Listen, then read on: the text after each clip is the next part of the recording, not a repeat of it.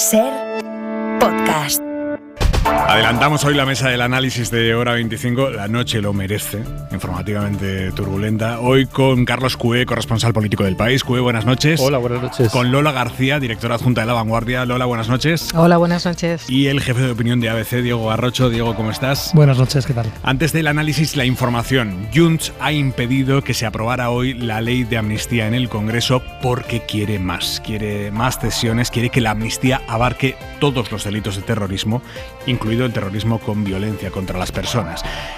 Obviamente no hay ningún caso de terrorismo en el procés, esto es algo que cualquier persona puede dar por hecho, pero ellos temen que no haya otra manera de evitar que jueces como García Castellón no saboteen la aplicación de la ley con acusaciones infundadas. El PSOE les dice que eso que reclaman es imposible, porque no habría instancia superior que tragara con una ley en la que ponga que se perdonan homicidios, torturas, por mucho que en el proceso no se produjera nada de eso. Así que han llegado a un punto de colisión y Junts dice, pues esa ley así no sale. Y ha votado en contra, a pesar de que Esquerra le ha pedido específicamente que no lo hicieran. Bueno, Junts ha votado en contra, devuelve la ley a la Comisión de Justicia, donde habrá que renegociarla durante un mes, y aboca al PSOE a una rueda de hámster muy erosiva para sus intereses, coincidiendo además con la campaña electoral en Galicia. Guillermo Lerma, buenas noches. ¿Qué tal, Aimar? Buenas noches. Junts no iba de farol. Hace 24 horas que el entorno de Puigdemont empezó a deslizar la idea de devolver la ley de amnistía a la pantalla anterior para ganar tiempo de negociación, y eso es lo que han hecho, aunque para ello han tenido que votar no al mismo texto al que hace una semana en comisión dijeron que sí, contradicción en la que ha puesto el acento el gobierno. Félix Bolaño. Es absolutamente incomprensible que Junts haya votado en contra de una ley que ha pactado, de la que ha votado 4 veces a favor en la tramitación parlamentaria, y que haya votado no de la mano del Partido Popular y de Vox. No ha ocultado su cabreo el ministro de la Presidencia. Nadie, ni en el Ejecutivo ni entre los grupos parlamentarios, esperaba ayer el desenlace que se ha producido hoy, donde hace 7 días Junts veía garantías, ahora ve agujeros que justifica en los movimientos de García Castellón. El jutge Aguirre reobre una causa de fa anys el dia abans de la votació d'aquesta llei i no farem res. El jutge García Castellón es treu els delictes de la butxaca un cop publicat el primer text de la llei. Al magistrado de la Audiencia Nacional lo ha mencionado directamente la portavoz Míriam Nogueras, que insiste en pedir una amnistía integral y que no permita que los jueces dejen en papel mojado ese texto, una lectura que no comparten los independentistas de Esquerra. Una ley que debería haber sido aprobada porque daba tranquilidad jurídica a muchas personas perseguidas. Y tampoco otros socios de la investidura, que en privado temen que esto suponga una crisis difícil de reconducir para lo que queda de legislatura. Los socialistas tratan de espantar esa idea, en la que evidentemente pone el foco el PP. ¿Cuánto tiempo van a aguantar esta humillación diaria? La humillación es constante, cada día, cada socio, cada votación es un calvario. Feijóo, que busca estirar la dimensión política de lo sucedido. El calendario juega a su favor porque el debate sobre la amnistía se va a prorrogar al menos 15 días más. Ese es el margen que tienen PSOE y Junts para buscar un acuerdo que permita a la ley seguir adelante en su tramitación. Lola García, directora adjunta de La Vanguardia, tu análisis de lo que ha sucedido esta tarde-noche, las causas y las consecuencias de esto. Casi nada. Y todo esto en un minuto. Vale, allá voy. Las causas. Bueno, las causas básicamente es el tema de los jueces. Son las últimas actuaciones judiciales. Hay mucha preocupación por parte de Puigdemont y de su entorno más inmediato en que bastantes personas queden fuera de la amnistía por los movimientos que están haciendo los jueces. Personas que están en el tsunami, en la causa del tsunami democrático, la causa del caso Bolov, que es aquella de la relación con los rusos. Estaban preocupados por el tema del terrorismo, pero también por el tema el último tema este que comento de la causa de la trama rusa, porque claro, ahí se habla por parte del juez de alta traición. Entonces, claro, no son delitos menores.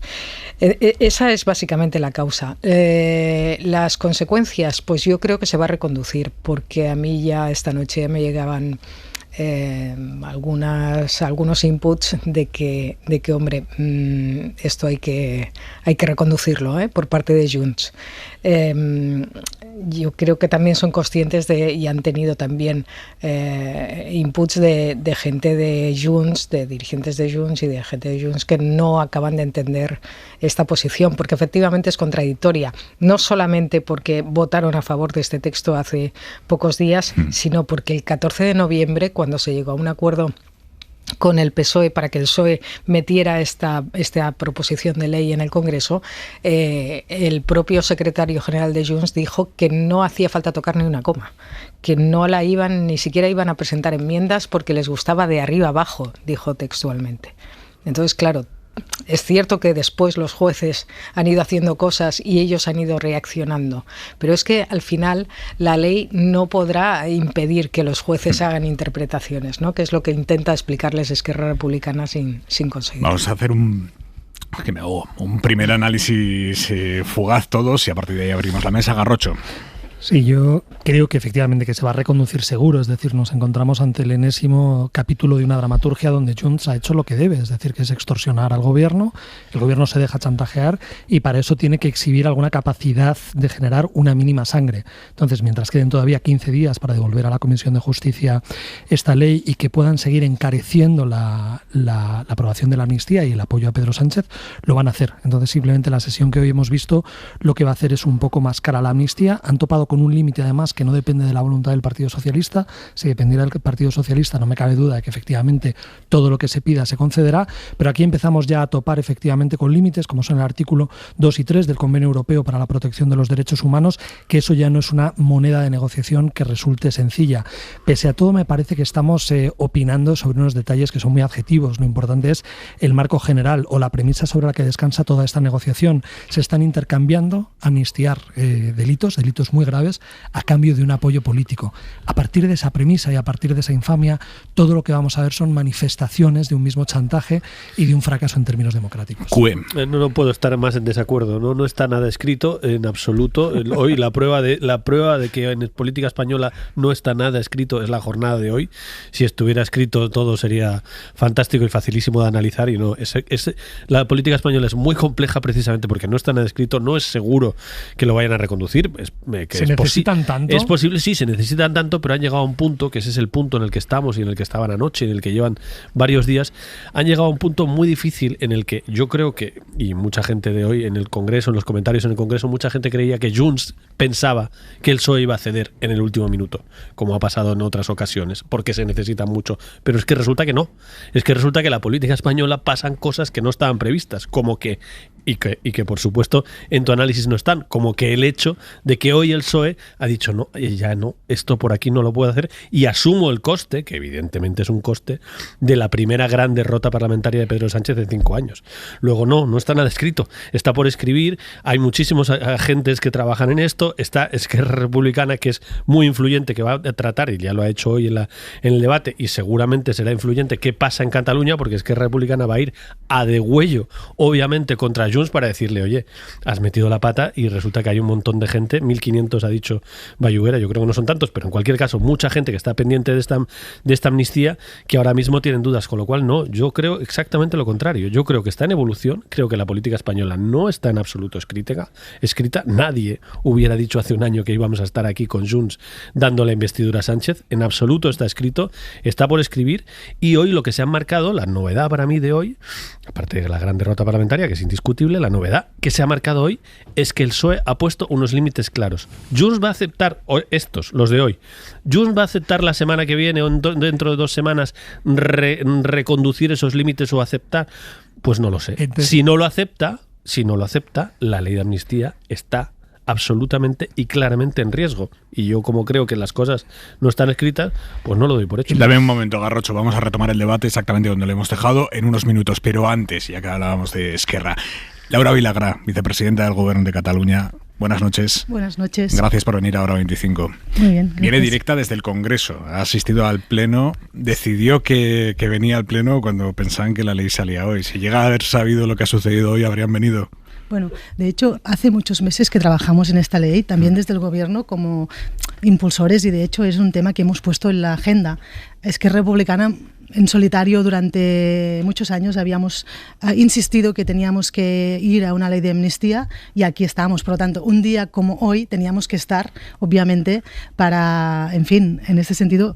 Claro, nosotros pensábamos hoy que se aprobaría, ¿no? Y que finalmente, pues, en fin, no sé, se llegaría a un entente, pero en cualquier caso os estaba oyendo, obviamente, y me gusta estar aquí para también explicar qué pasa en Cataluña y que a veces, pues, no sé si llega del todo nítido aquí, ¿no? En el sentido que en ningún caso ha habido ningún delito durante estos últimos años, ni mucho menos los que nos acusan, ¿no? Es decir, ni terrorismo ni otros, pero evidentemente ha habido manifestaciones contundentes, ha habido movilizaciones muy grandes, ha habido cortes de carreteras, como muchas veces pasan, ¿no? Hombre, delitos sí que ha habido, vicepresidenta. Sí. Bueno, dime cuál, pero en cualquier caso, déjame acabar la argumentación. En todo caso, todos los que nos acusan de terrorismo en un país que ha vivido el terrorismo históricamente y recientemente de forma muy cruda, muy grave, es muy fuerte que se intente vincular el independentismo catalán, que siempre se ha caracterizado por ser pacífico y en todo caso ser contundente, pero con las vías democráticas que de hecho en este país y en otros han posibilitado, por ejemplo, votar. Yo siempre lo explico, en Canadá o en Escocia no está reconocido el derecho de autodeterminación en la Constitución, pero se encontró esta vía, ¿no?, para dar salida a una situación política de una ciudadanía que quería expresar pues cuál quería ser su futuro político. Todo pues un referéndum pactado. Correcto, no pues aquí caso. También puede ser. Esto es lo que queremos expresar muy claramente, pero lo digo porque, claro, se ha hablado esta misma noche aquí de delitos graves. Digo, a ver, un momento, ¿qué delitos graves? Hombre, delitos graves hubo. Otra cosa es que no se engloben dentro de la categoría de terrorismo. Es pero, lo que por ejemplo, estamos hablando yo le pregunto a usted, vicepresidenta, en si usted cree que debe ser amnistiado el caso de el policial que le tiraron un objeto contundente encima de un edificio y le dejaron malherido con secuelas graves para toda su vida. Eso es un delito de violencia grave. Otra cosa es que sea terrorismo, sí o no. Claro. Pero negar que hubo delitos en el marco del procés. El tema es que si hay cosas puntuales, claro que se tienen que investigar, como siempre pasa en cualquier manifestación. Hay muchas de contundentes. Estos días estamos viendo manifestaciones en Francia súper contundentes, ¿no? Y nadie piensa, vincularlo a terrorismo o situaciones de este tipo. Yo lo que quería expresar es esto, que cuando hablemos de lo que pasó en Cataluña, que se hable con conocimiento de causa y exactamente qué pasó, ¿no? Y puede haber, alguna persona, que haya tenido alguna situación como la que usted describe, pero en cualquier caso es muy puntual y no es un tema orquestado, ¿no?, de organización, y quería dejarlo claro en primer lugar. Estará de acuerdo también, vicepresidenta, que el hecho de que no se comparta su visión de lo que pasó en Cataluña no quiere decir que no hablemos con conocimiento de causa. No, pero ya que me invita, explico cómo el gobierno de la Generalitat vivió en esos momentos y lo vivo ahora. ¿Qué ha sentido hoy cuando Junts ha votado en contra y ha impedido que hoy el Congreso aprobara la ley? Bueno, pues lo he vivido con pena, sobre todo pensando en las miles de personas que o ya han sido juzgadas o ya están pendientes de juicio o vamos a ver qué pasa con ellos. Y son estas 1.500 o las que sean, porque de hecho afectan no solo a las más conocidas, que todos, os habéis, habéis explicado los casos, sino muchos alcaldes, alcaldesas, y tenemos casi 1.000 alcaldías en Cataluña, afecta a activistas, y es en este sentido, o personas que se movilizaron, ¿no?, en manifestaciones, es en este sentido que afecta a muchísima gente, ¿no? En este caso los alcaldes y alcaldesas por dejar abrir, ¿no?, el 1 de octubre, pues no sé, una sala, ¿no?, y dejar votar, por ejemplo, solo por esto, ¿no? Y están inhabilitados en algún caso, ya ha habido casos de inhabilitación en Cataluña. ¿Y ahora quién tiene que ceder? Bueno, nosotros, el Gobierno de la Generalitat, con seriedad, con rigor, siempre trabajamos en el mismo sentido, que es aprobar esta ley, es imprescindible aprobarla, por también cerrar una etapa de represión política. Nosotros lo vivimos así, es decir, por ser independentistas se ha hecho, ya lo saben, seguimiento, se ha llevado a juicio personas pues por muchos temas diferentes. Tenemos que acabar con esta etapa y empezar a negociar de igual a igual, y en este sentido abrir otra etapa. Para nosotros, ¿cuál es? Pues negociar la posibilidad de un referéndum acordado, es decir, en Cataluña hay muchísima gente lo hemos expresado de muchas maneras, en manifestaciones, pero políticamente también con el apoyo a los independentistas que quieren votar. Y por lo tanto se tiene que dar salida a esta situación, esta pulsión. Nosotros hablamos de conflicto político, pero en cualquier caso es la voluntad de mucha gente pues de querer expresar qué quiere ser cuando... Bueno, en un futuro, ¿no?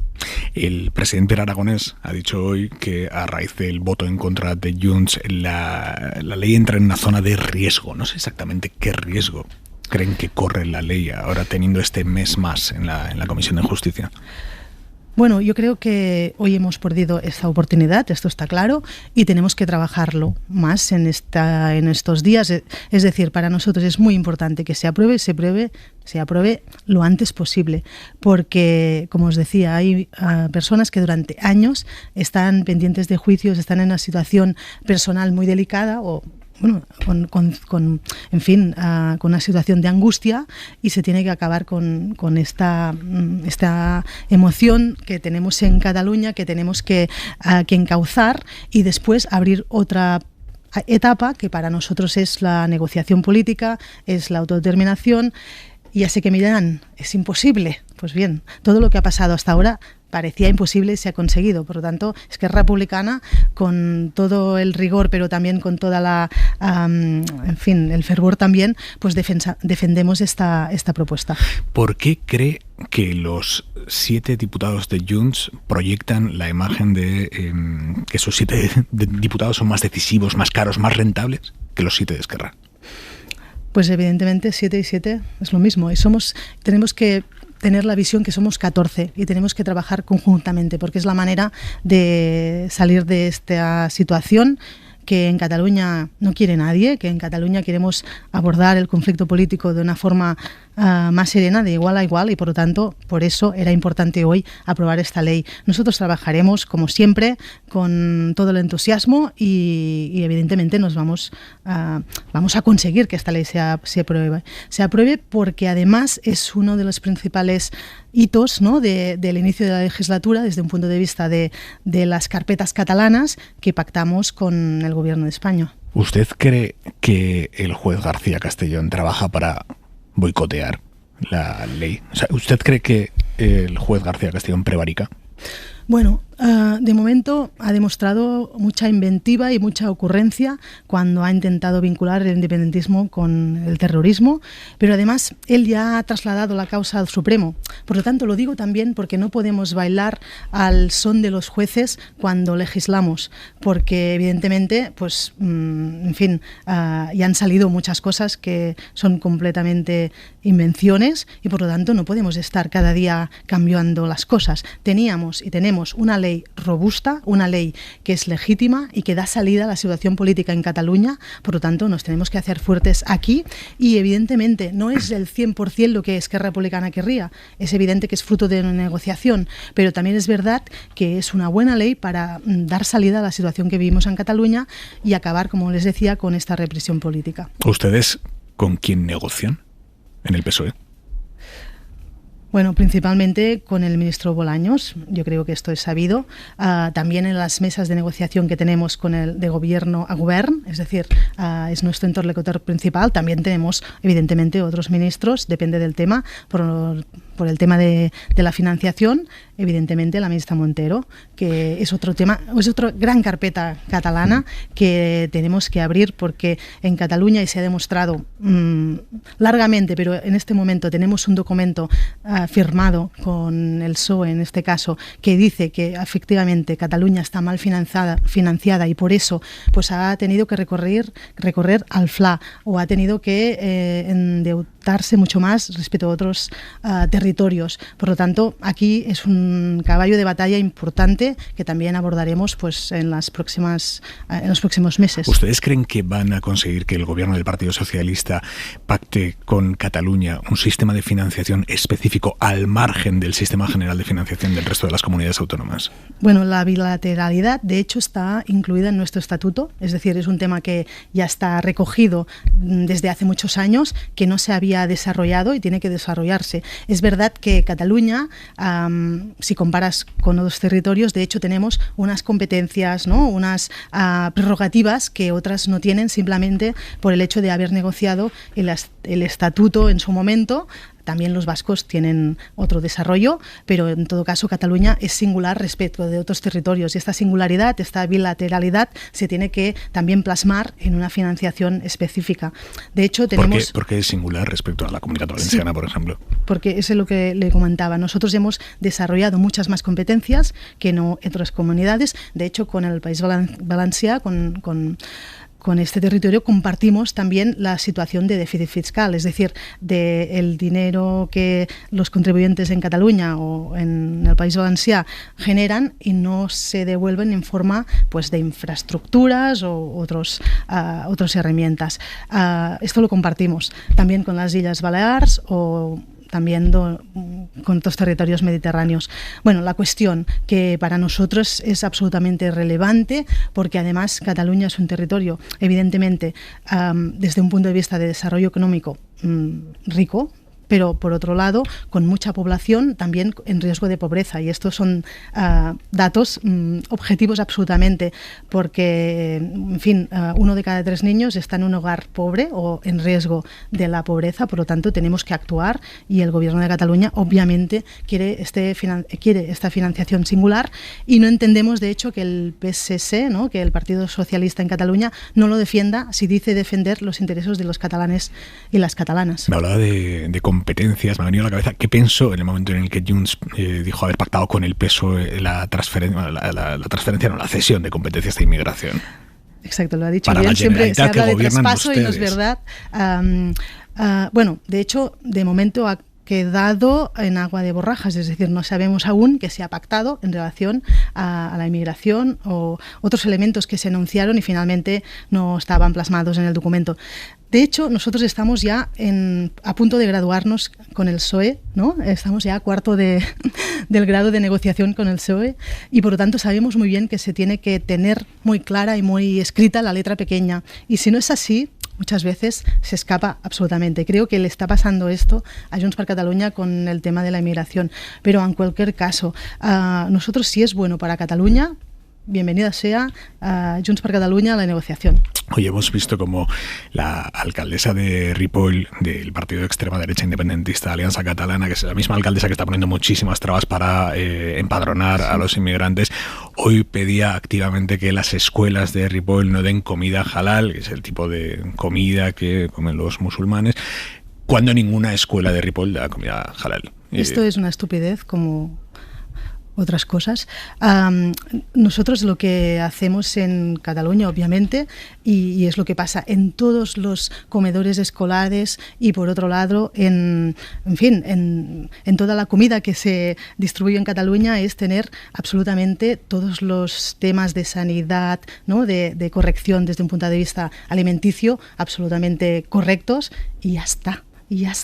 No hay nada más que decir en relación a esta cosa.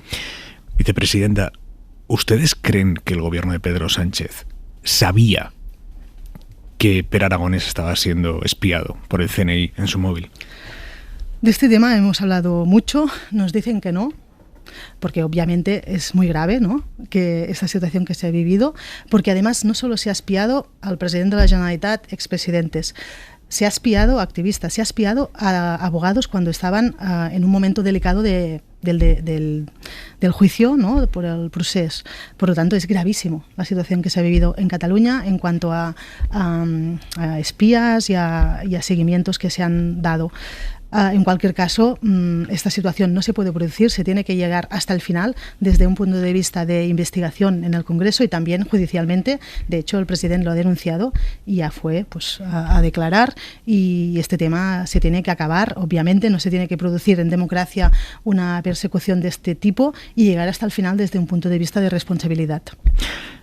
No hubo ninguna relación entre Per Aragonés y los CDR, que es en principio el argumento que esgrimía el CNI ante el Supremo para pedir la autorización para que le dejaran meter el Pegasus en el móvil de Aragonés. No hubo relación entre Per Aragonés y los CDR, ninguna. Esta es otra estupidez. El presidente de la Generalitat tiene mucho trabajo Evidentemente, cuando era vicepresidente de Economía, también, porque teníamos retos y tenemos retos importantísimos. Por lo tanto, es obvio que en fin, que no tiene ningún sentido, pero ya estamos acostumbrados a inventivas, a ocurrencias, como le decía antes, que no llegan a ningún sitio, pero que, en fin, que intentan embrutecer, ¿no?, la situación en Cataluña. Hablando de los retos económicos que tienen por delante, ¿hay ya contactos con el PSOE para los presupuestos generales del Estado? No hemos empezado a negociar. De hecho, nosotros, ¿Lo de hoy retrasa los presupuestos? De hecho, nosotros lo que estamos es negociando nuestro presupuesto. Esto sí, estamos trabajando intensamente y, en fin, todo es un tema de tiempos, de confianza, de sacar adelante los principales hitos de esta legislatura. Nosotros en la investidura en su momento pactemos toda una serie de cosas que algunas van vinculadas al presupuesto, ¿no? Porque tema de traspaso de cercanías o financiación o otras cosas van relacionadas, pero en cualquier caso aún no hemos empezado porque teníamos pues la ley de amnistía para aprobar. Terminamos, vicepresidenta. Hoy hemos sabido que la Generalitat va a activar el jueves la fase de emergencia por sequía en Barcelona y en 200 municipios más. ¿Tan grave es la situación? La situación es muy grave. Hemos llegado pues a menos del 16% en nuestros embalses, o sea, la situación es muy crítica, especialmente en la parte más poblada de Cataluña.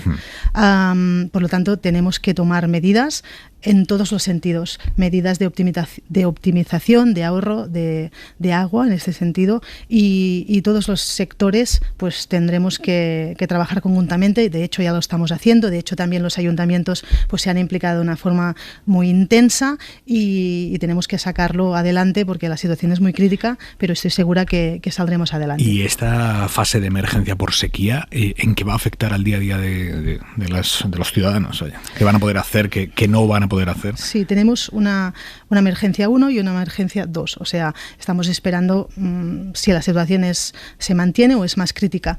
Pero de entrada habrá pues reducción de uso de agua en determinadas actividades industriales, turísticas, ¿no? Y que tienen que rebajar, ¿no?, los niveles de uso de agua y por lo tanto no será inmediatamente en el agua de boca, ¿no?, de las personas que están en casa, pero sí que, en fin, tenemos que tomar todas y todos conciencia de la situación y tomar medidas para rebajar pues el uso.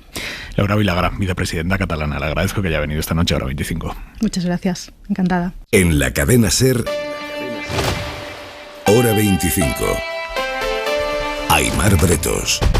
Junts, con su voto en contra, ha impedido hoy que se apruebe la ley de amnistía en el Congreso porque el PSOE se ha negado, esta vez ya sí, a aceptar la enésima exigencia, el último trágala que le imponían los de Puigdemont, que era meter en la amnistía todo, todos los delitos terroristas, el delito de la traición, todo.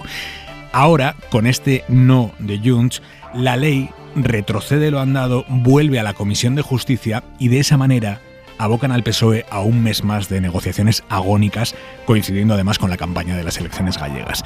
Hay pocas palabras para definir la humillación a la que Junts está dispuesta a someter a todos aquellos que por convicción o por conveniencia se han tragado su hemeroteca y han aceptado tramitar y aprobar una ley de amnistía. Y que esta noche se vuelven a casa desde el Congreso asumiendo que al final han sido ellos los que hoy han terminado casi pidiéndole a Junts que votara a favor de una ley de amnistía. Lo cuentas por ahí, no se lo creen. Ahora la clave está en qué va a hacer el PSOE en estas semanas que vienen. Hoy se ha plantado, tiene un mérito relativo. El mérito es que mantenga la posición en el mes que queda hasta que la ley vuelva al Pleno. Se va a mantener firme en que no se toca el articulado en lo que tiene que ver con el terrorismo, por mucho que apriete Puigdemont. Y si es así, si el PSOE aguanta, Junts va a votar en un mes a favor de lo mismo de lo que hoy ha votado en contra. ¿De verdad tenemos que creernos que son capaces de llevar su órdago hasta el final y quedarse sin una ley de amnistía, por mucho que la consideren no del todo completa? ¿De verdad van a poner en jaque una legislatura en la que, oye, ellos tienen que ganar tanto como los que más? Lo vamos a ver a lo largo del mes de febrero, pero llegados a este punto cuesta no ver en Junts la figura del escorpión en la fábula de la rana. El escorpión que, incapaz de controlar su naturaleza, no puede evitar sacar el aguijón y picar a quien le está llevando a la otra orilla, a unas sabiendas de que ellos mismos pueden terminar ahogados en mitad del trayecto.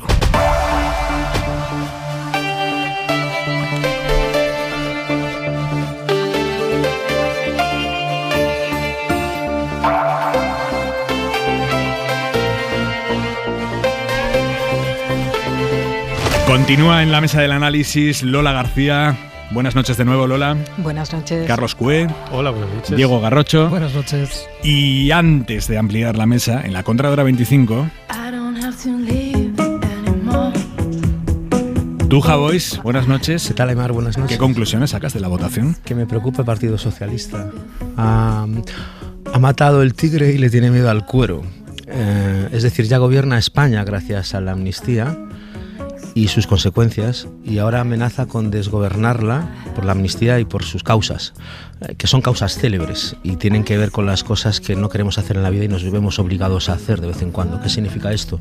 Que cuando dos partes negocian sin que a una de ellas le apetezca, la negociación no suele acabar nunca. Que la relación entre Cataluña y el resto de España es una relación longeva, muy longeva, es turbulenta y es irrompible. Y lo es todo esto porque se basa en la insatisfacción. Y es tanta la insatisfacción que incluso Junts hoy ha votado en contra de la absolución de sus pecados. ¿Por qué? Porque no es suficiente, nunca es suficiente y jamás va a ser suficiente. Hasta mañana, Javois. Adiós, un bico.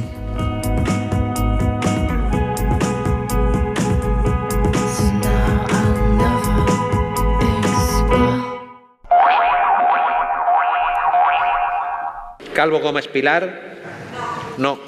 Cervera Pinar Josep María, no. Cruzet Domènech Josep María, no. Gavín i Valls Isidre, no. Madrena Simir Marta, no. Nogueras y Camero Miriam, no. Pujol Bonell Eduard, no. Así suenan los 7 votos en contra de Junts, abocando la ley de amnistía a un nuevo mes de negociaciones en la Comisión de Justicia.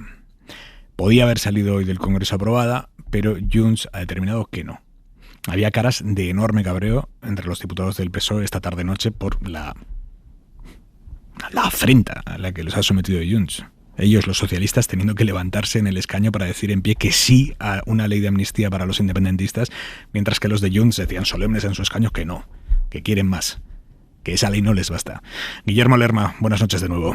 Hola de nuevo, Aymar. Nadie en el gobierno, ni en la oposición, ni entre los socios parlamentarios esperaba hace unas horas el desenlace que ha tenido la sesión de hoy, pero Junts ha cumplido la amenaza de devolver la ley de amnistía a la pantalla anterior para ganar tiempo de negociación. Eso es lo que han hecho los 7 diputados de Puigdemont, aunque para ello han tenido que decir no al mismo texto al que hace una semana en comisión decían que sí. Aturar la repressió a mitges no és aturar-la. El Pleno lo que ha puesto en evidencia es que Junts se queda solo en esta lectura, no la comparte Esquerra. La pregunta és, quina és la decisió?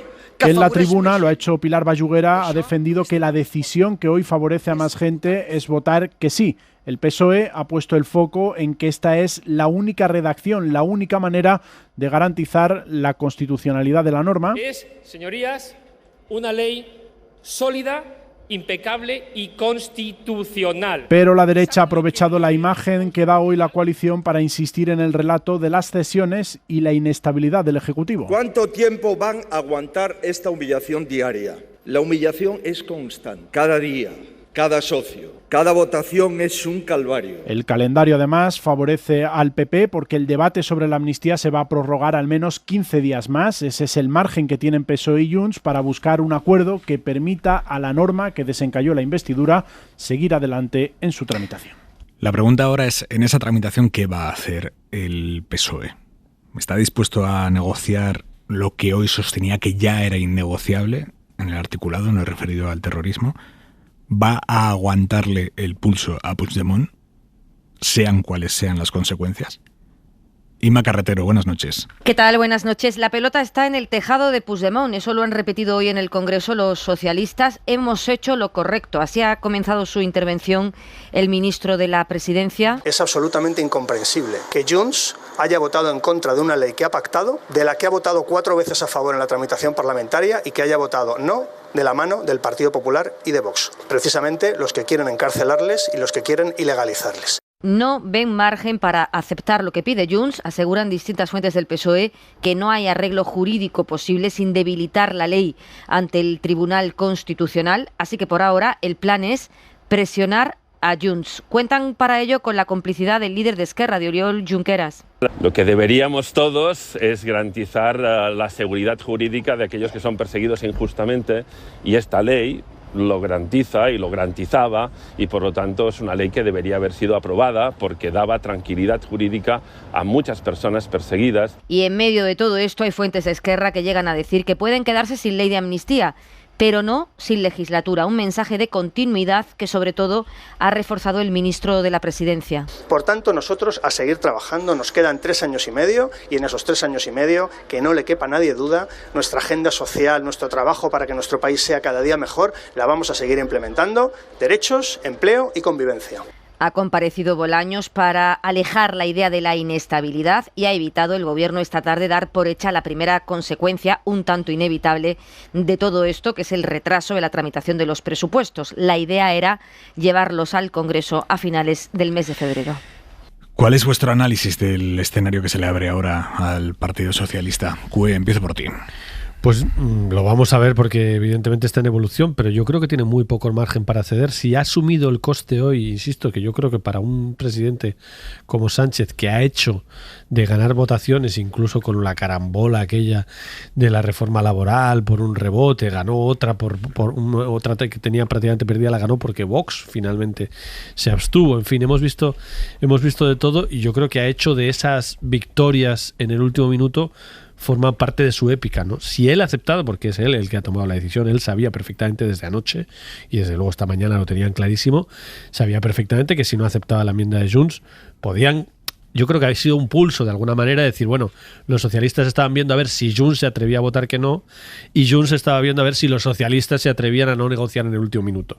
Pero ha llegado un momento del día, bastante pronto yo creo, en que los dos se han dado cuenta de que iban al choque, y por tanto Sánchez no ha sido una sorpresa. Sánchez ha asumido esta derrota, y si la ha asumido ahora, y por tanto la ha asumido decidiendo no voy a aceptar esta enmienda de Junts, me cuesta mucho pensar que dentro de 15 días vaya a cambiar una posición, a no ser que, evidentemente, técnicamente es más fácil dentro de 15 días, porque a todos los problemas de fondo de esta cuestión, que es que se están jugando nada menos que la constitucionalidad de la ley, y por tanto se están jugando a hacer toda una operación política complejísima que lleva tanto desgaste y que lleva tantas críticas, y que luego te la tumbe el Constitucional, que sería un despropósito, o te la tumbe un tribunal europeo. Pero quiero decir que si se han jugado todo esto y la única posibilidad técnica es que, digo, es un pelín más fácil, porque ahora que se reabre la comisión podría haber una transaccional que pudiera valerles a los dos, cosa que hoy no se podía hacer. Lo único que podía hacer hoy el PSOE era votar una enmienda de Junts tal como estaba, porque técnicamente no podían llevar una transaccional. Ahora se pueden inventar una fórmula intermedia.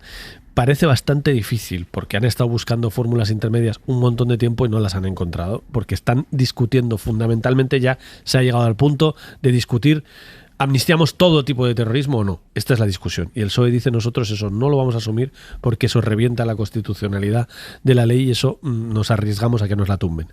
Y Junts dice: hay que hacer eso por los jueces. Hoy mucha gente en el Congreso decía: ha ganado García Castellón, que es resumiéndolo mucho. Pero decían porque de alguna manera García Castellón, que evidentemente, yo creo que esto lo dice mucha gente en el Congreso y no es discutible, ha intervenido políticamente con sus autos para reventar la amnistía. El éxito de García Castellón es que ha puesto suficientemente nervioso a Junts como para que Junts exija: o me lo cambias para garantizar un blindaje total o no, que es lo que le venía a decir. Ha sido súper interesante Bayuguera, la portavoz de Esquerra, ha sido todo clarísimo. Y le venía a decir: oiga, no podemos estar detrás de los jueces todo el tiempo. Si los jueces están haciendo algo que asumimos, quiero decir, Esquerra, Junts y un montón de gente asume que es una barbaridad, vayamos a denunciar esa barbaridad a las instancias superiores de García Castellón, que por cierto ya le han tumbado, no es la primera vez, a García Castellón le han tumbado varias instrucciones, en el caso de Podemos particularmente. O sea, lo que está proponiendo Esquerra y el PSOE es vayamos a luchar jurídicamente contra las barbaridades de García Castellón, pero no adaptemos la ley cada semana a los últimos autos de García Castellón. Diego.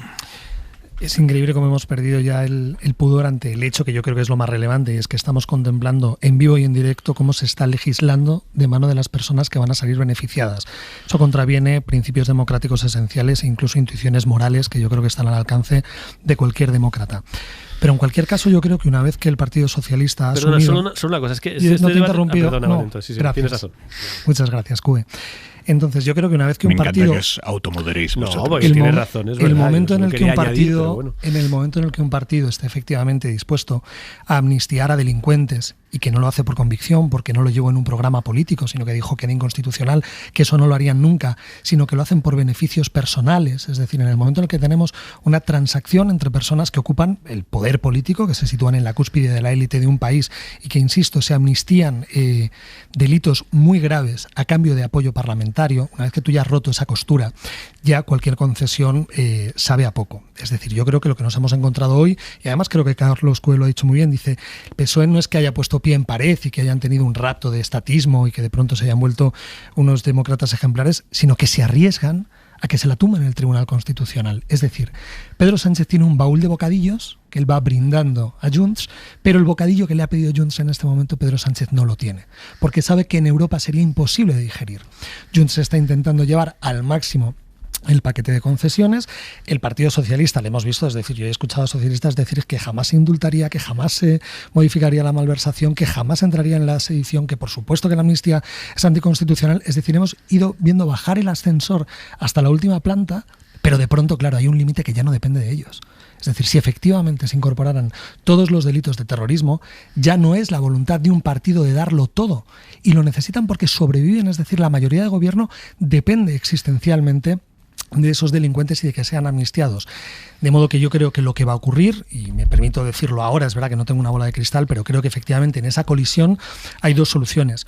O bien se juega a hacer todo mucho más complejo, que efectivamente el mito de la complejidad y de intentar introducir variables a lo que es una sencilla ejercicio de corrupción política, yo te beneficio y hago una ley, un traje a medida de tus intereses a cambio de que tú me apoyes, que se consiga encontrar una literalidad o una rúbrica que efectivamente sea capaz de satisfacer a las partes. Cosa que es difícil, por cierto, la ley tiene otros fallos de los que algunos juristas en privado advierten y de los que no se está hablando, y que eso puede traer cola una vez que se apruebe si efectivamente nadie pone el foco en esos horrores. Pero luego, si efectivamente el Partido Socialista no puede finalmente dar más pasos, yo creo que Junts habrá maximizado efectivamente esa ley de amnistía, y lo que vamos a encontrar son 15 días donde en paralelo se van a empezar a incorporar nuevas prebendas. Si no se puede continuar efectivamente a la hora de amnistiar delitos gravísimos, lo que vamos a encontrar son otro tipo de concesiones. Pero insisto, que pase lo que pase, que esto es como si mañana hay un atraco y nos tenemos que preocupar por si la cazadora que lleva el atracador es de piel sintética o si es de piel natural.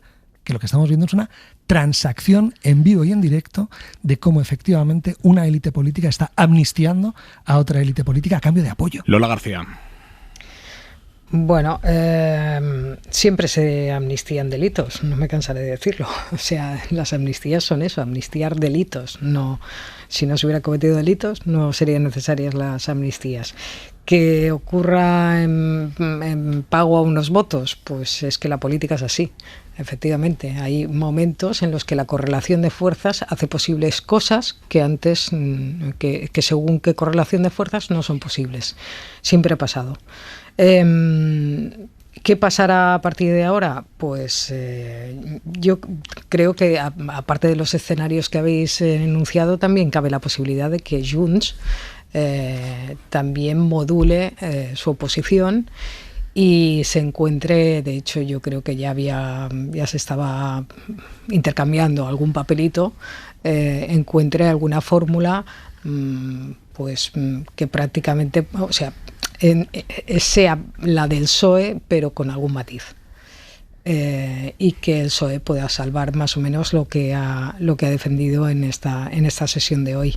Yo me cuesta creer que finalmente de aquí a unas semanas la ley decaiga, porque es que, por ejemplo, en abril hay ya un juicio.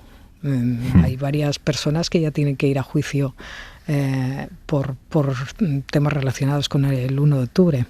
Entonces me cuesta mucho creer que Puigdemont, a pesar de que es verdad que es muy imprevisible, que ha cambiado de opinión en muchas ocasiones, pueda asumir el desgaste que para él también personalmente y para su partido puede suponer que decenas y decenas de personas se queden sin esta ley de amnistía solo porque él quiere incluir a unos pocos más, ¿no? O quiere supuestamente garantizar que haya unos pocos más, porque sí, eso tampoco lo garantiza. Que no es cosa él menor. incluido y también algunas de sus personas más próximas, como es el caso de Alay, ¿no? No lo veo viable eso. Todo es posible en la política española, como decía Cué, pero creo que es bastante difícil. 10 y 18, 9 y 18 minutos de la noche. Salvador Illa, primer secretario de los socialistas catalanes. Buenas noches. ¿Qué tal? Buenas noches, bona nit. ¿Cómo se explica que Junts haya impedido que se apruebe hoy la ley?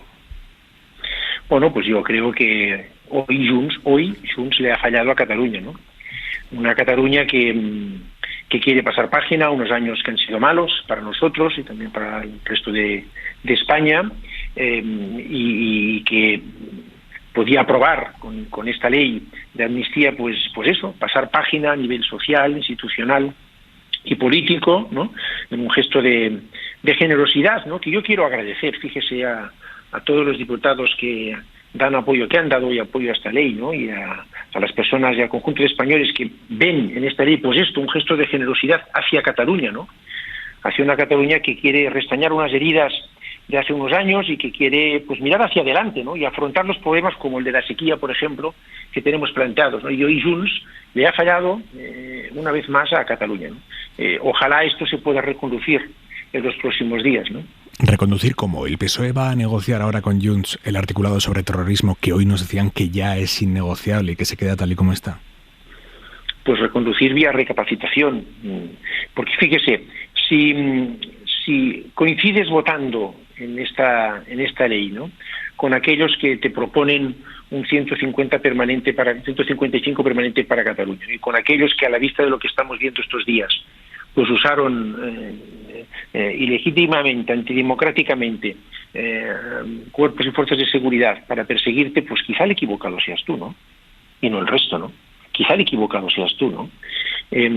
Pues desde luego, bajo mi punto de vista, hay dos requisitos para que esta ley siga adelante. Uno, pues evidentemente una voluntad política de la mayoría de la Cámara, ¿no?, expresada claramente hoy, por ejemplo, por mi grupo parlamentario, pero segundo, hay un requisito de seguridad jurídica, ¿no?, que no se puede en ningún caso pues sacrificar, ¿no? Por tanto, sería vía encauzar esto vía la recapacitación, ¿no? Entonces, por aclararnos, señorilla, los socialistas no se van a mover de donde están y no se va a tocar en ningún caso el articulado respecto al terrorismo y a la alta traición como estaba hoy.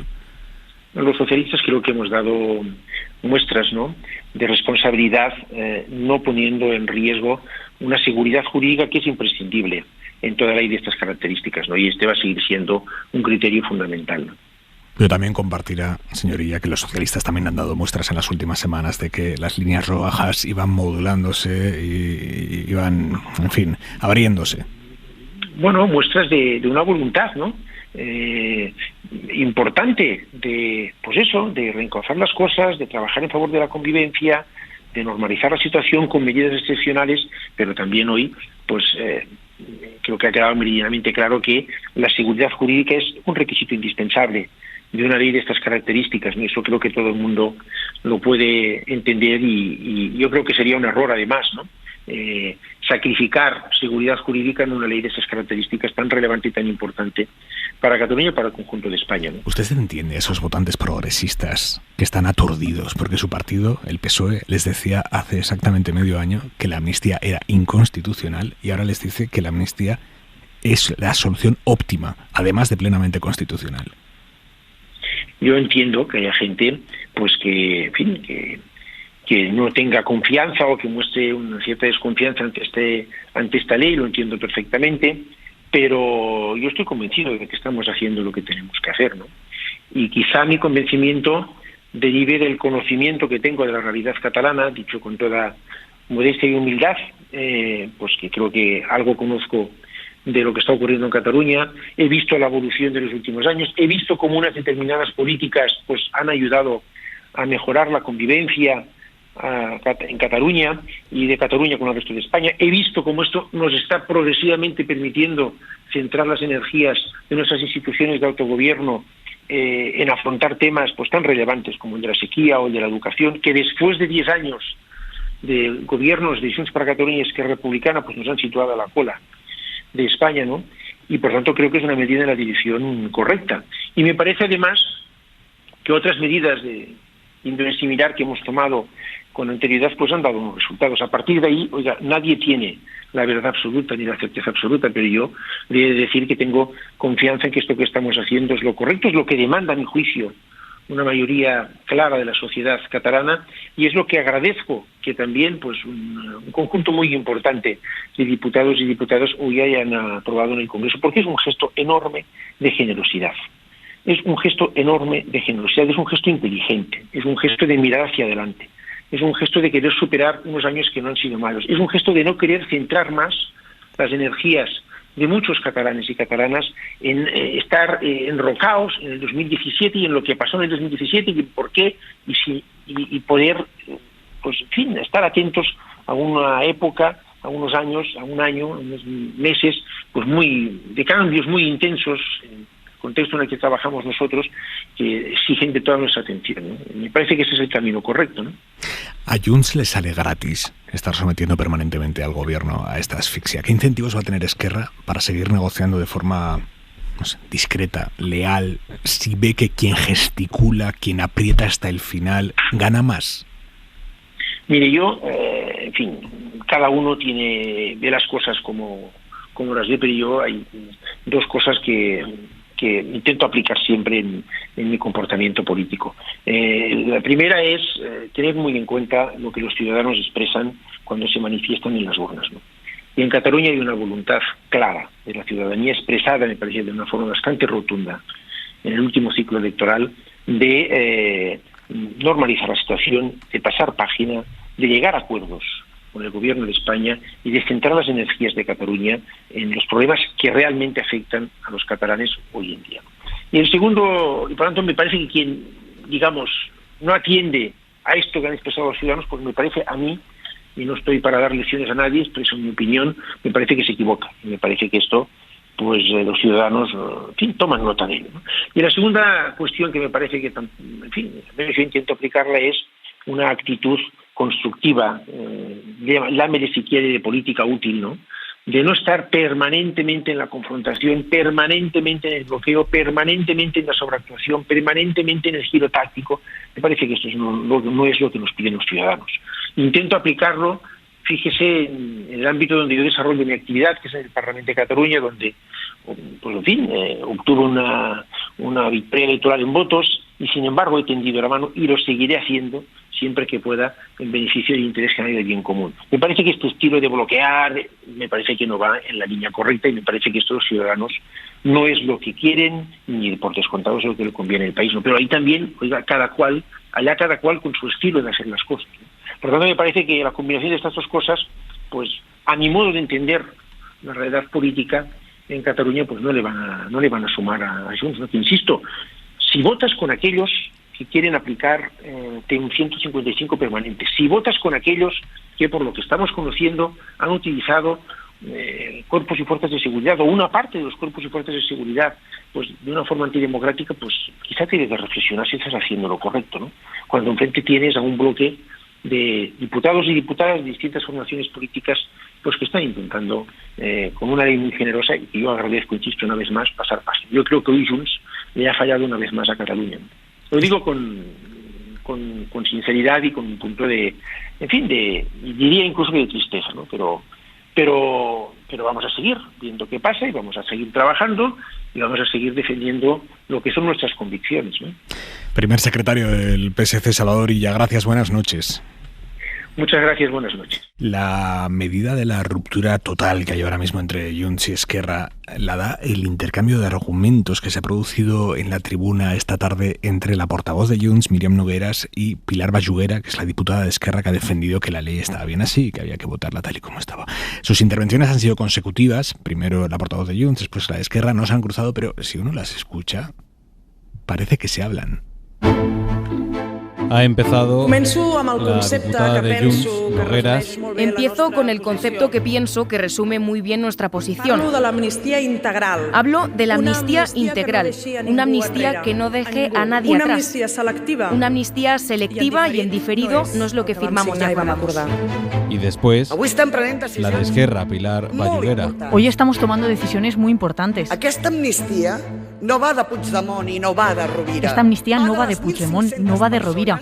Va de las 1.600 personas que desde hace 7 años tienen su vida en tela de juicio porque el Estado los está reprimiendo. Esta amnistia va de demostrar que el judicial se piensa que es el legislativo. Y si los jueces quieren hacer leyes, que se presenten a las elecciones.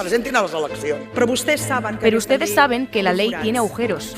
Agujeros por donde la justicia prevaricadora española puede dejar la amnistía en papel mojado. Los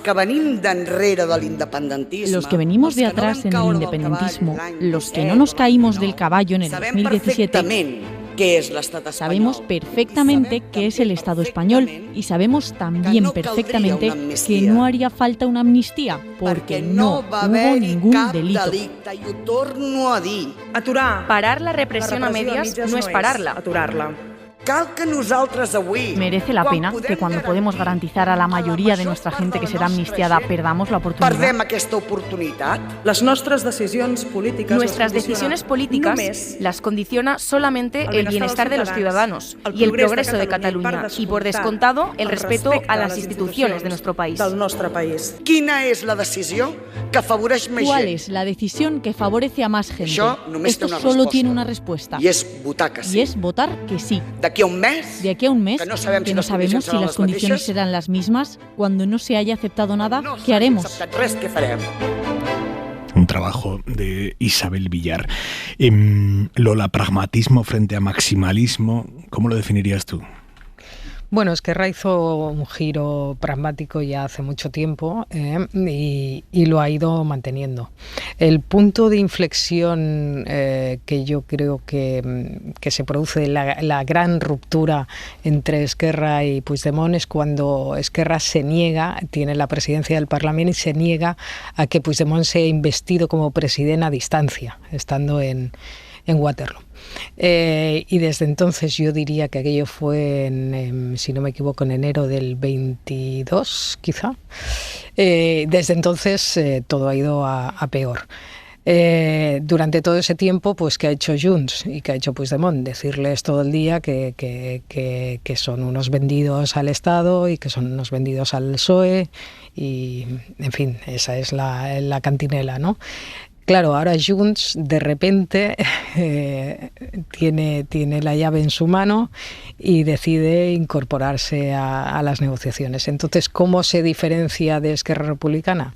Pues ya no puede decirle todo el día en el Parlamento el señor de Junts al señor de Esquerra, ustedes que solamente están aquí con el gobierno español y con el Estado español y tal, como ya no les puede decir eso, pues lo que intentan es diferenciarse en la manera de negociar.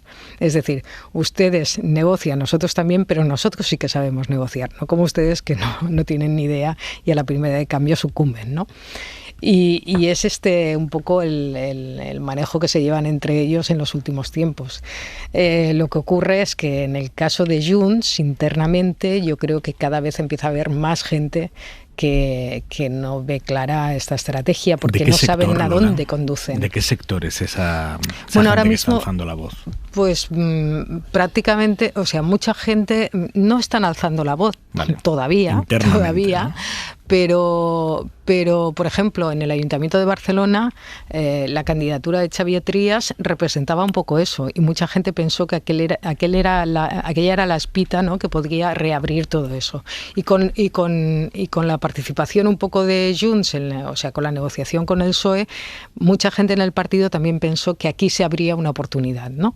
Y que pasaría un poco pues como ha pasado con Esquerra Republicana, que poco a poco pues irían entrando en hacer pues la política pragmática y diaria, ¿no? Y de acuerdos o desacuerdos, pero un poco en la dinámica más normal. Y claro, se han llevado dos chascos. El primero, aquello cuando Junts empezó a decir que había que poner sanciones a las empresas que no vinieran. Y yo creo que hay un sector, porque también hay sectores económicos, por ejemplo, que querrían que volviera la antigua convergencia, ¿no? De alguna forma, aunque fuera modernizada, entre comillas, pues se llevaron un chasco. Y eso sentó muy mal en la cúpula de Junts también, porque por un lado quieren hacer eso, y por otro lado hay un resorte que sigue manteniéndoles a la radicalidad de hace 4 días, ¿no? Están ahí debatiéndose entre esas dos fuerzas, esas dos pulsiones. Sí, yo creo que ha sido de lo más interesante, o lo más interesante sin ninguna duda del debate, ha sido esto que habéis resumido de manera tan brillante, que es los dos discursos de Esquerra y de Junts, porque evidentemente toda la batalla está ahí, toda la batalla está en cómo afrontamos esta nueva fase y cómo se sale del procés. En realidad la gran discusión de fondo estratégica del independentismo hubo una discusión de cómo entrar, y ahora hay una discusión clarísima de cómo salir y cómo pasar a la siguiente fase, y eso ha sido muy relevante.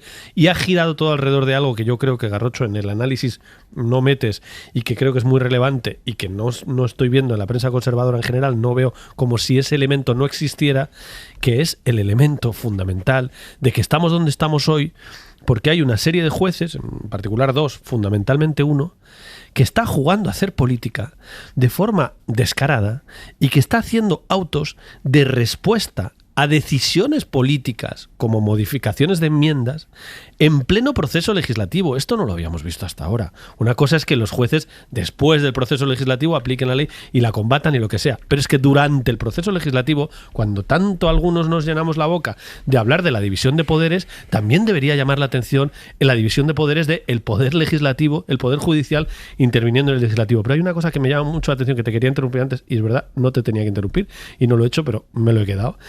Es una cosa que se está muy instalada, esta idea de qué escándalo la amnistía se está negociando con los amnistiados.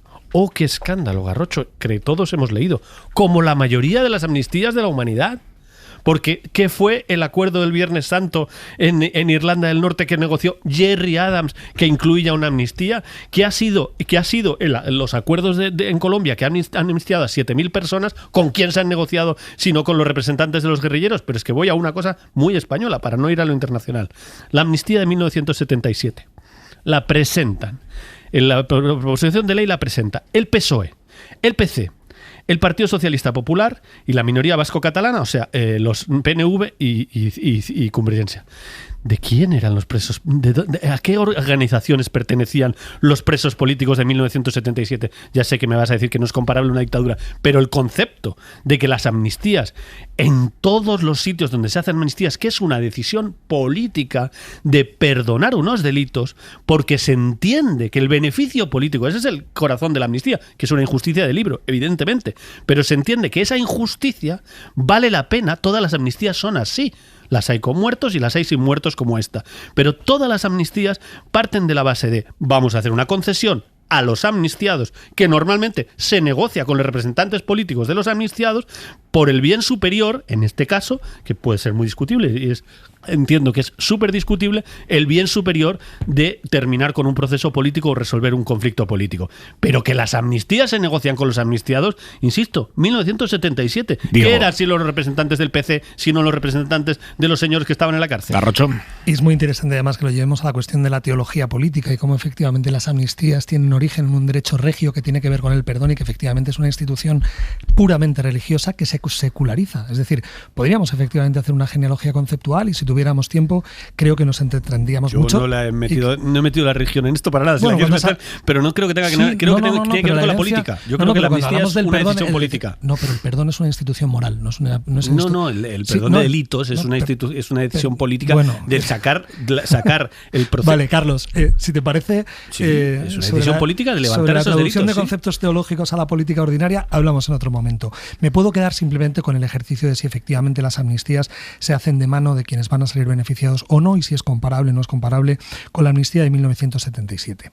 Esencialmente no es comparable, y esto se está intentando vender y se está intentando proyectar en muchos lugares, porque hay una diferencia esencial. Las amnistías, precisamente por ser un ejercicio de altísimo voltaje político, lo que vienen a impugnar es el ordenamiento jurídico previo.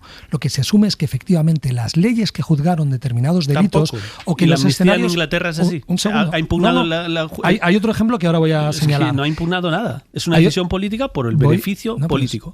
Es lo que está haciendo, ahora mismo el primer ministro británico con muchas críticas. Voy a intentar terminar el argumento. Hay dos tipos de amnistías, no tres, como decía Yolanda Díaz. Una que es esencialmente la impugnación de un ordenamiento jurídico previo, que efectivamente lo que se asume es que los delitos que han acontecido bajo un ordenamiento jurídico que no es legítimo deben, digamos, borrarse y se resetea el sistema. Y luego, efectivamente, hay otro tipo de amnistías que lo que asumen es que el beneficio que se genera en ese gesto de altísimo voltaje es mayor que lo que no se generaría. Porque hay circunstancias, además, donde es imposible hacer justicia. Si pensamos, por ejemplo, un ejemplo típico de justicia transicional es donde hay dos bandos que han cometido sumas injusticias y donde ni siquiera tienes la agencia jurídica para poder juzgar a tantísima gente. Y entonces tú lo que dices es borrón y cuenta nueva. Pero este no es el caso. Es decir, si efectivamente el Partido Socialista creyera que la amnistía tiene efectivamente un valor, digamos, de impugnación o de justicia superlativa, podemos decir incluso de misericordia, tenía un camino muy claro. Lo debería haber llevado a su programa político. Porque decisiones de ese tipo lo que necesitan es, efectivamente, escuchaba a Salvador Illa decir, me interesa mucho lo que se ha expresado en las urnas, me interesa mucho la voluntad de Cataluña. Bueno, pues está muy claro que cuando uno lo que quiere es gozar de un referendo tan potente como para hacer algo que es sumamente excepcional, tienes un camino muy sencillo. Lo llevas en tu programa, lo explicas y lo haces.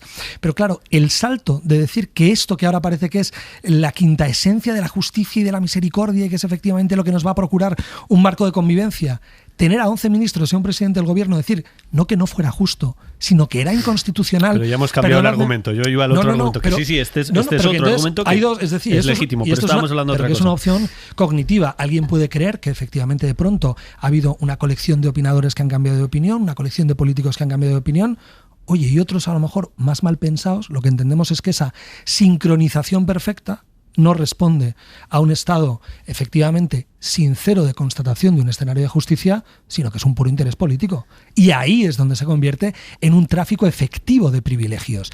Y ahí es donde quienes creemos en protección de los débiles, que también me ha preocupado mucho Illa cuando dice, esto es un gesto de generosidad con Cataluña.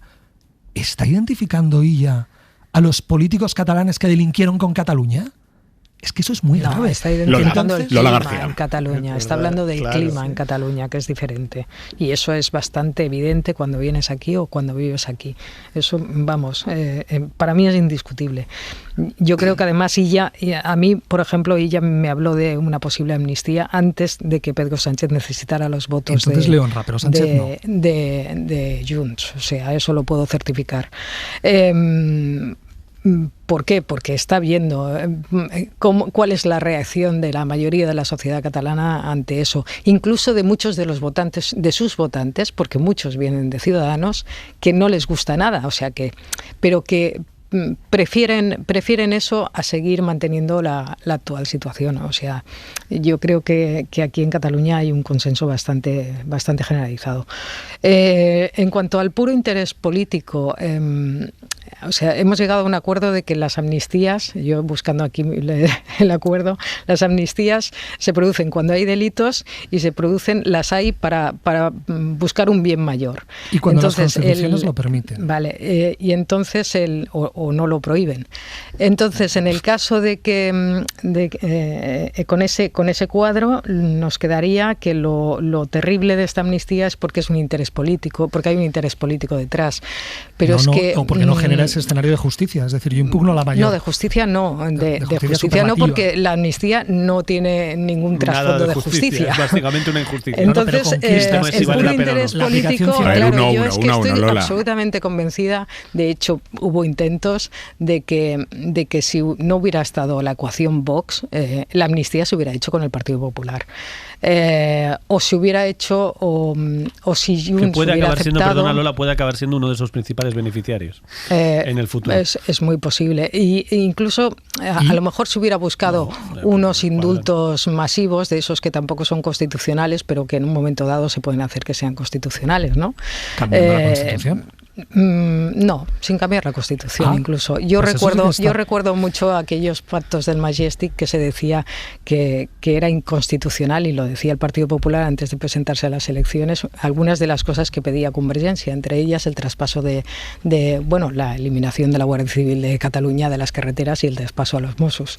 Y recuerdo que la discusión al final estuvo sobre el 150.2 porque había una coma o no había una coma que permitía traspasar determinadas competencias a las comunidades autónomas. Oye, y con una coma arriba, una coma abajo, aquello fue realmente constitucional y de lo más apropiado. Así que la voluntad política, efectivamente, llámalo interés político si quieres, yo lo puedo llamar voluntad política, pues claro, sí, la correlación de fuerzas y la voluntad política hace que haya cosas que se produzcan. Claro, mientras sean legales y constitucionales, aquí el problema es conseguir... No. Voy a poner otro ejemplo, perdonad, que esa es otra de las maneras en las que arruinamos el debate.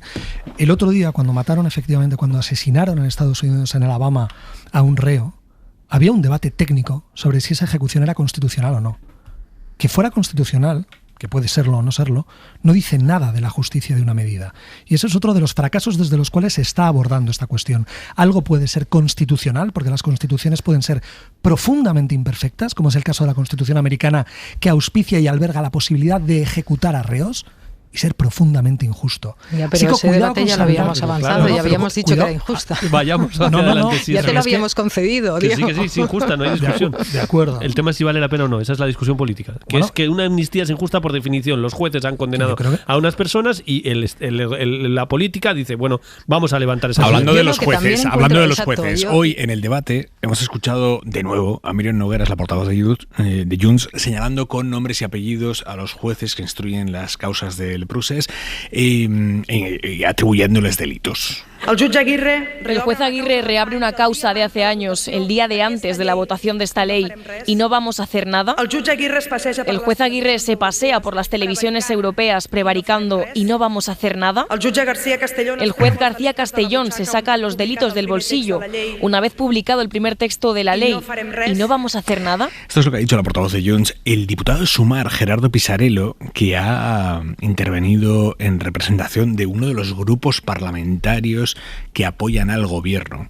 También ha señalado al juez García Castellón, y escuchen atentamente la maniobra que utiliza para decir que García Castellón prevarica, pero sin decir que García Castellón prevarica. Si yo les preguntara a mis alumnos, ellos me dirían que... El arrebato patriótico del juez García Castellón fue tal que, olvidando sus deberes como juez, no dudó en presentarse a un acto público junto a un empresario militante de Vox a decir que la amnistía no le gustaba nada. Si yo preguntara por azar a uno de mis estudiantes de Derecho Constitucional en primero de Derecho cómo ven estos comportamientos, sin duda me dirían que estamos ante un juez parcial, que nunca leyó a Montesquieu ni a Beccaria, que merece ser acusado de prevaricación o directamente ser recusado en esta causa.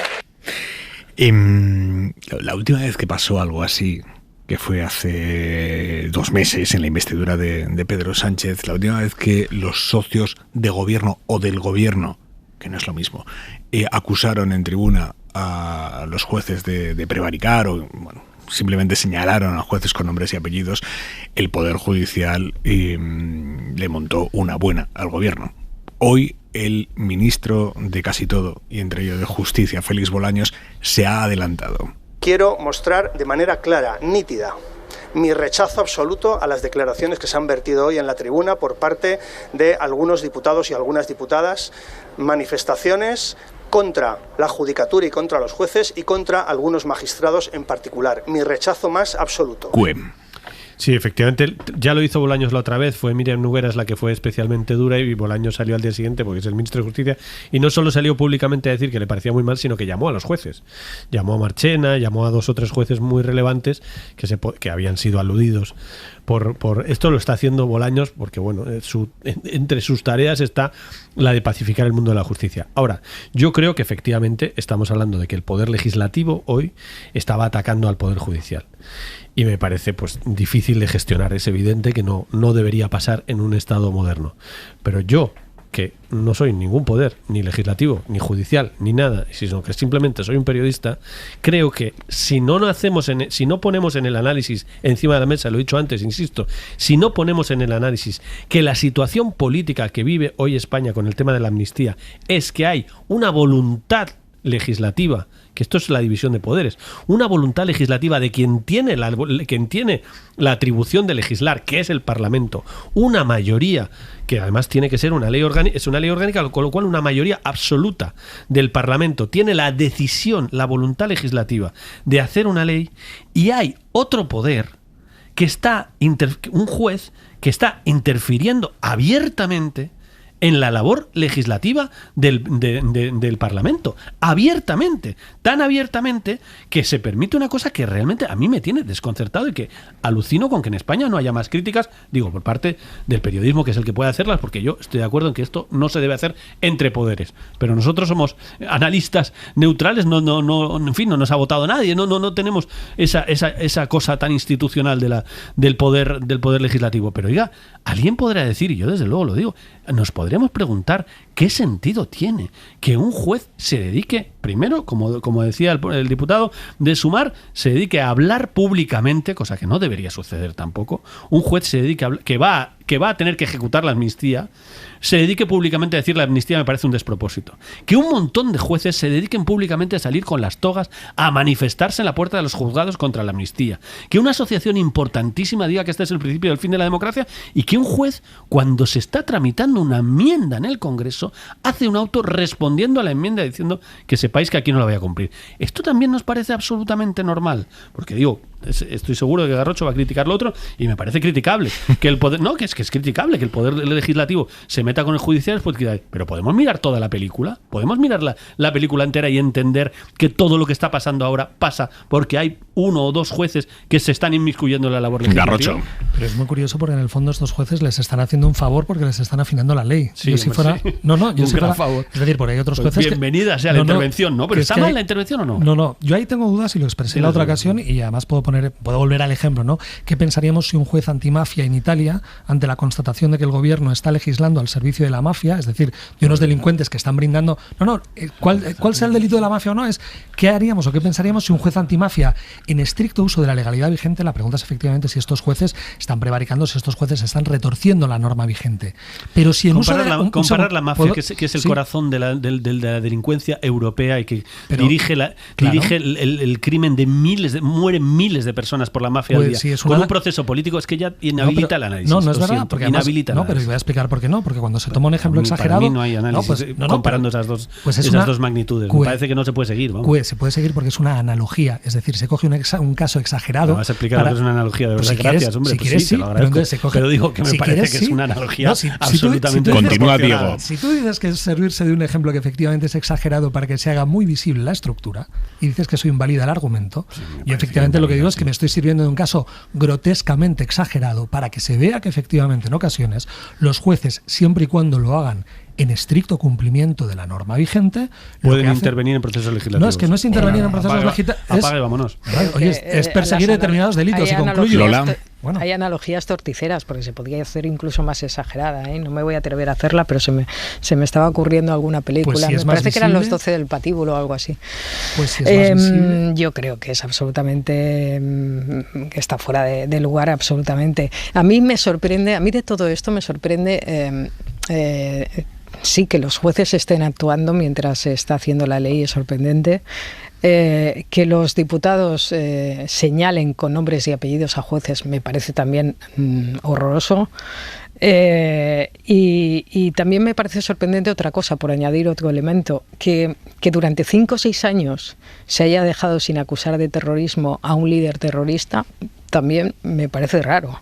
Que en 5 o 6 años se haya dejado de perseguir a una persona pese a haber cometido alta traición, me parece rarísimo.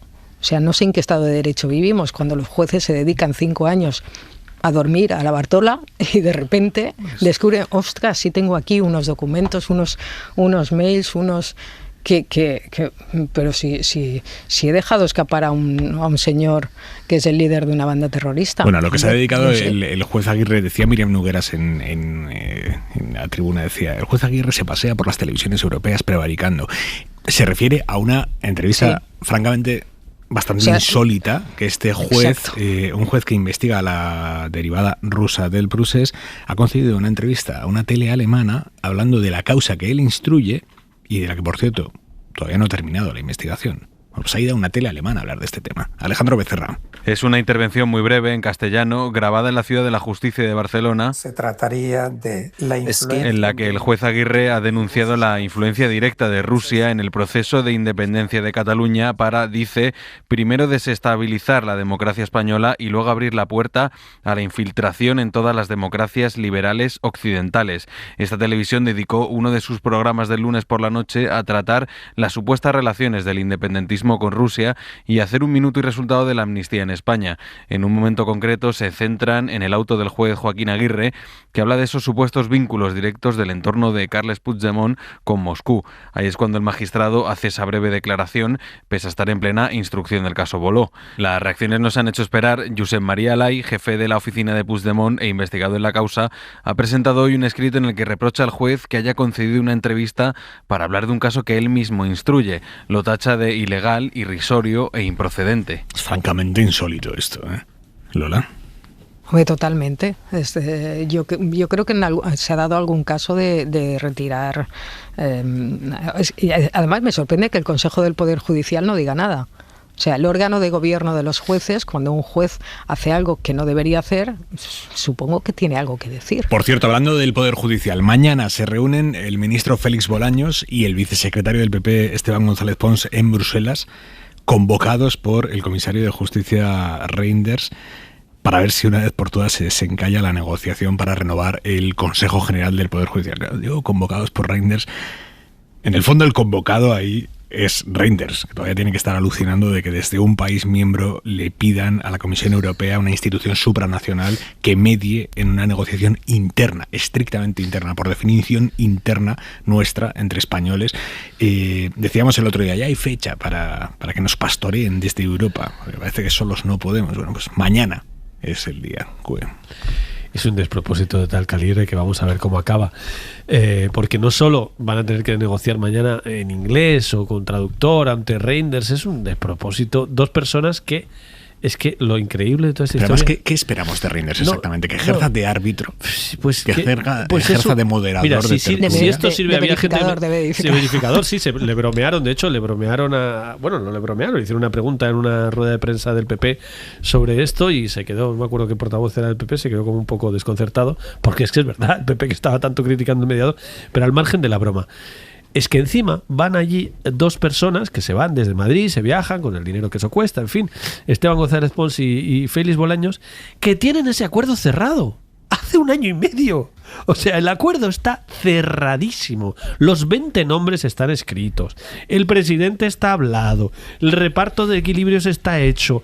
Está totalmente, absolutamente. Es más, hasta estaba hecha la proposición de ley que habían pactado los dos para estudiar posibles reformas del sistema. O sea, está todo hecho. No necesitan Reinders, pero es que no necesitan ni 5 minutos. Garrocho. En 3 les basta. Bueno, como mucho yo creo que estará andado el 50% del camino. Otra cosa el 95, te diría. No, pero es que hay dos variables. Es decir, yo sí creo, a mí sobre todo lo que me interesa, y quiero decir, por la vocación de limitar siempre al poder político, sea de izquierdas o de derechas, es que se cumplan las dos exigencias que insistentemente la Unión Europea está exigiendo a España en sus informes sobre el Estado de Derecho. De una parte es la renovación del Consejo y de otra parte es la modificación de la ley a través de la cual se eligen efectivamente a esos representantes. Entonces yo lo que espero es que efectivamente, teniendo un elemento tercero que es administración propia, es decir, sí que es verdad que está exhibiendo un fracaso, digamos, de interlocución cuando son incapaces dos personas, dos políticos de los dos principales partidos en España de ser capaces de llegar a un acuerdo, pero yo mi prioridad es que de los dos requisitos, de los dos requerimientos, de las dos peticiones, sean capaces efectivamente, por un gesto de pulcritud democrática, de volver habiendo cumplido esas dos exigencias que a mí, por higiene democrática, me parecen absolutamente prioritarias. Lola García. No, yo creo que es una cuestión de voluntad política. Si ellos quieren llegar a un acuerdo, van a llegar. Si lo que necesitan es la excusa de la presencia de Reinders para avalar el acuerdo, pues oye, pues estupendo. Vale. Pues vale. Oye, igual ahora se dedican los comisarios europeos a mediar entre las cuitas españolas, ¿no?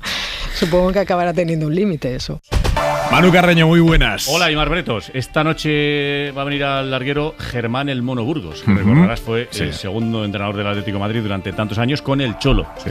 Coincide la visita el mismo día que el profe Ortega, mítico preparador físico del Atlético de Madrid, se va en junio. Ha anunciado que se marcha. Se ha puesto de moda esto de decir el 30 de junio me voy, como todos Xavi. Se van en junio. Sí, se ha puesto de moda esto de irse 5 minutos antes de que te echen, que es una moda que parece que empieza a correr bastante. En todos los sectores. En todos los sectores. En todos los sectores. 5, a menos 5, oye, que me voy. Sí.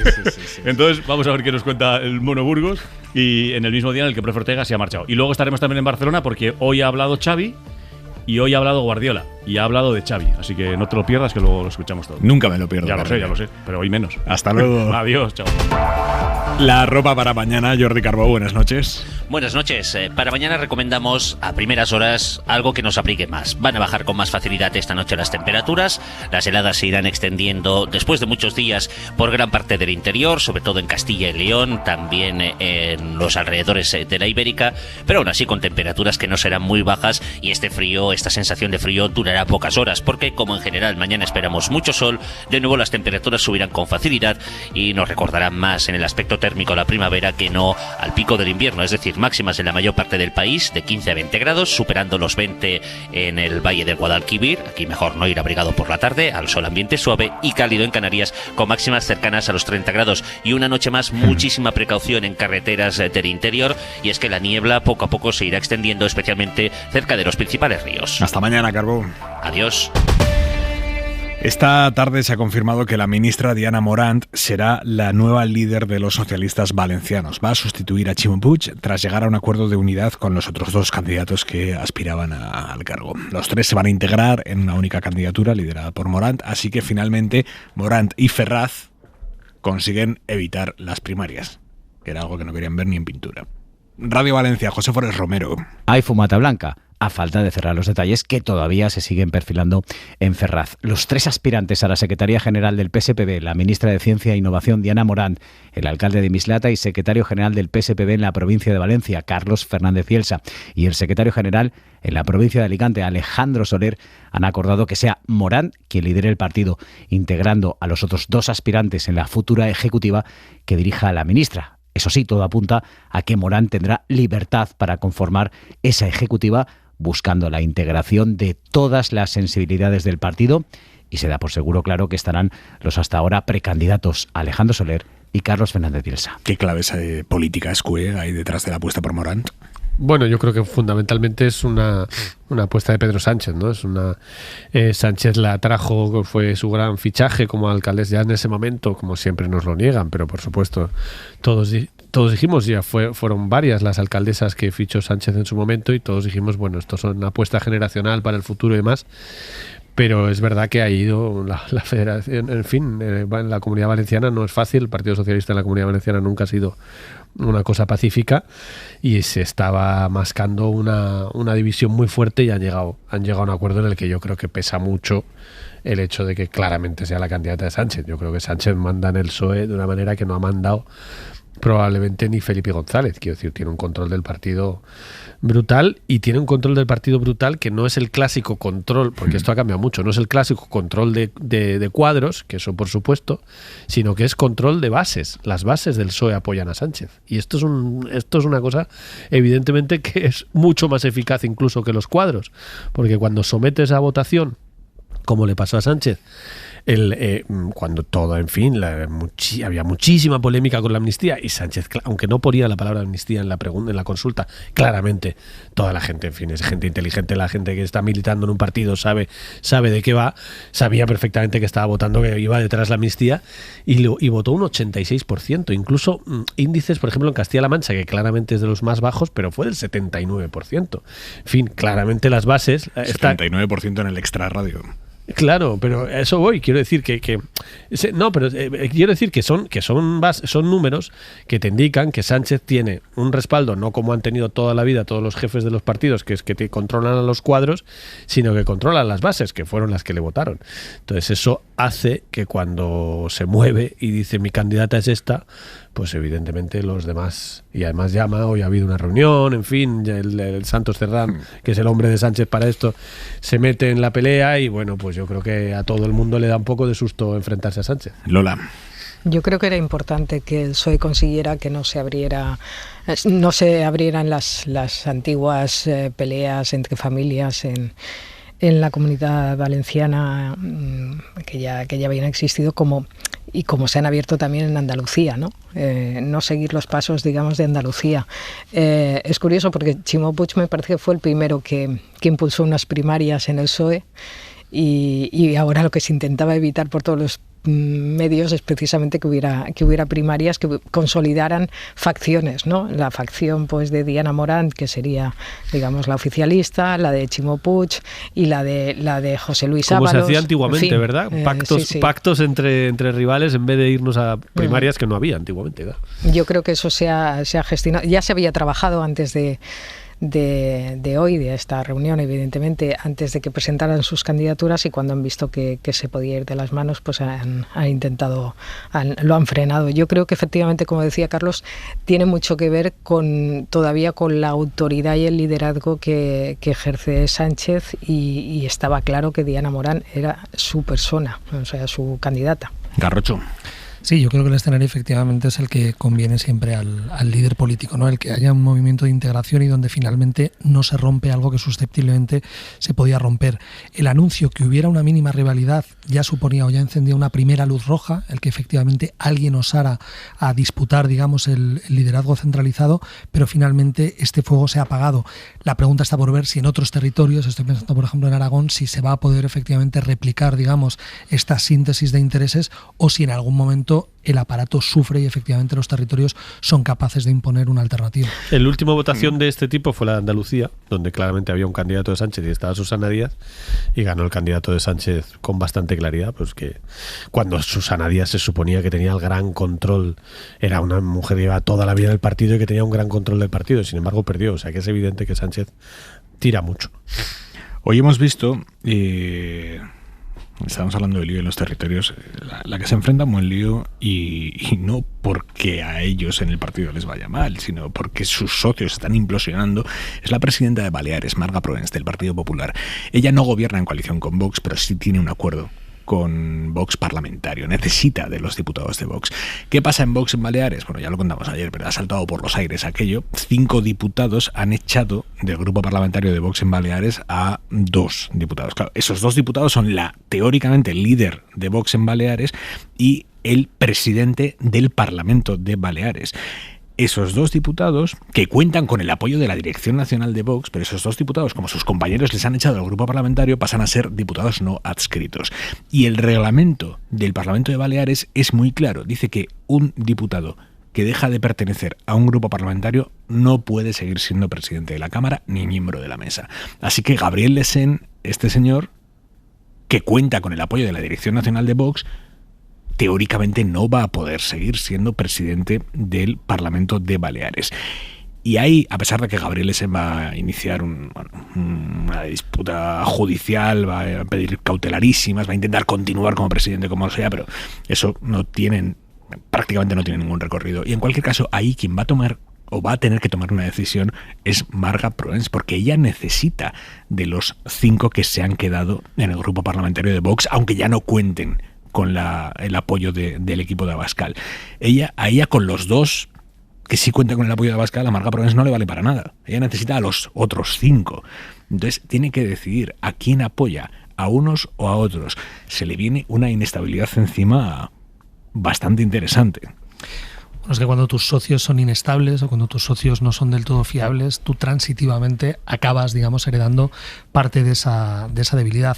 Y es verdad que Vox está en un momento de una indefinición que parece que se ha saldado este fin de semana, digamos, ¿no? Con la ratificación de Santiago Abascal, parece que se han aplacado ciertos movimientos que efectivamente parecía que existían. Digo lo de parecían porque Vox es un partido esencialmente opaco, es un lugar donde, digamos, no transparecen muchas veces este tipo de movimientos, pero no sería extraño. Yo siempre insisto en el análisis comparado de las otras fuerzas, digamos, de ultraderecha que en otros lugares han acabado por extinguirse. Y es verdad que en Vox existen almas muy distintas, existen talantes muy distintos y que lejos de haberse decidido o optado por tomar un rumbo, parece que siguen coexistiendo. Sí creo, en cualquier caso, que esta escisión de Baleares no responde tanto a un programa esencialmente político, sino que tiene el aspecto de ser algo profundamente doméstico y de ser la clásica ruptura local por cuestiones personales. Personalista, completamente.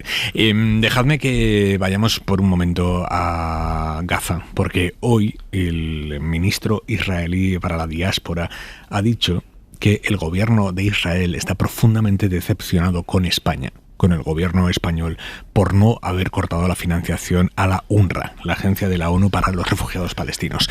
Sabéis que hay una acusación de Israel a 12 de los empleados a 12 de los 30.000 empleados de la UNRWA, de esta agencia de la ONU, a los que acusa de haber participado activamente o de conocer el plan para el atentado terrorista de Hamas de octubre.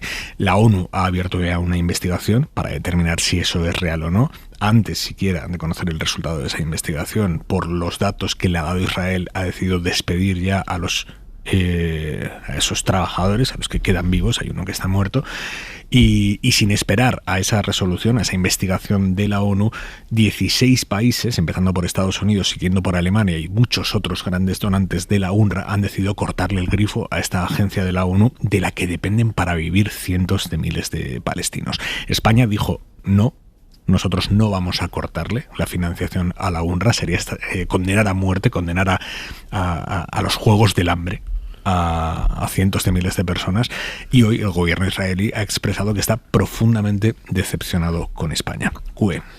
Es realmente sorprendente la capacidad de presión que tiene Israel, que ha tenido sobre países tan relevantes como Estados Unidos o como incluso Alemania, que es un país con una larguísima tradición de ayuda humanitaria. En fin, no es un país sospechoso. Ha destinado muchísimo dinero en su historia a ayuda humanitaria a Gaza y a otro montón de sitios.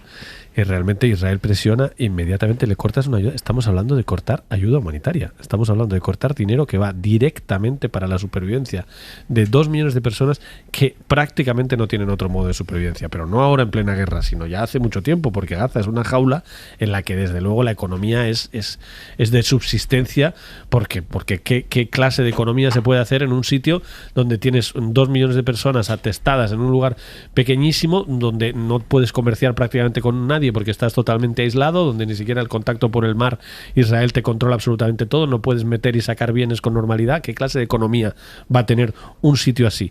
Por tanto, básicamente vive de las ayudas. Entonces, en una situación como esta, cortarle las ayudas, al margen de que, por supuesto, que está habiendo una investigación, por supuesto que hay que despedir a todo el que haya que despedir, pero es una organización de 30.000 personas. Y evidentemente sabemos que en Gaza hay componentes de Hamas en casi todos los estamentos, y es evidente que que Hamas se ha conseguido introducir en todas partes, por algo gobierna allí. Quiero decirse que es evidente que eso le puede pasar a cualquier organización que esté instalada en Gaza, pero eso quiere decir que tienes que cortar el dinero, insisto, que no es dinero para armas, no es dinero para defensa, no es dinero para nada por el estilo, es dinero para ayuda humanitaria directamente para que la gente sobreviva en un lugar donde no hay alternativas. Lola. Bueno, yo creo que había denuncias sobre esta organización y algunas sospechas y quizás se tarda, ¿no?, en actuar, pero que claro, es una organización muy grande y si hay algunas personas que estaban destinando fondos o desviando fondos para el terrorismo de Hamas, pues eso hay que atajarlo. Yo creo que la relación de Israel con España la hemos ido viendo evolucionar, ¿no? Ya las posiciones están tomadas. Israel considera que España no ha tomado partido por Palestina.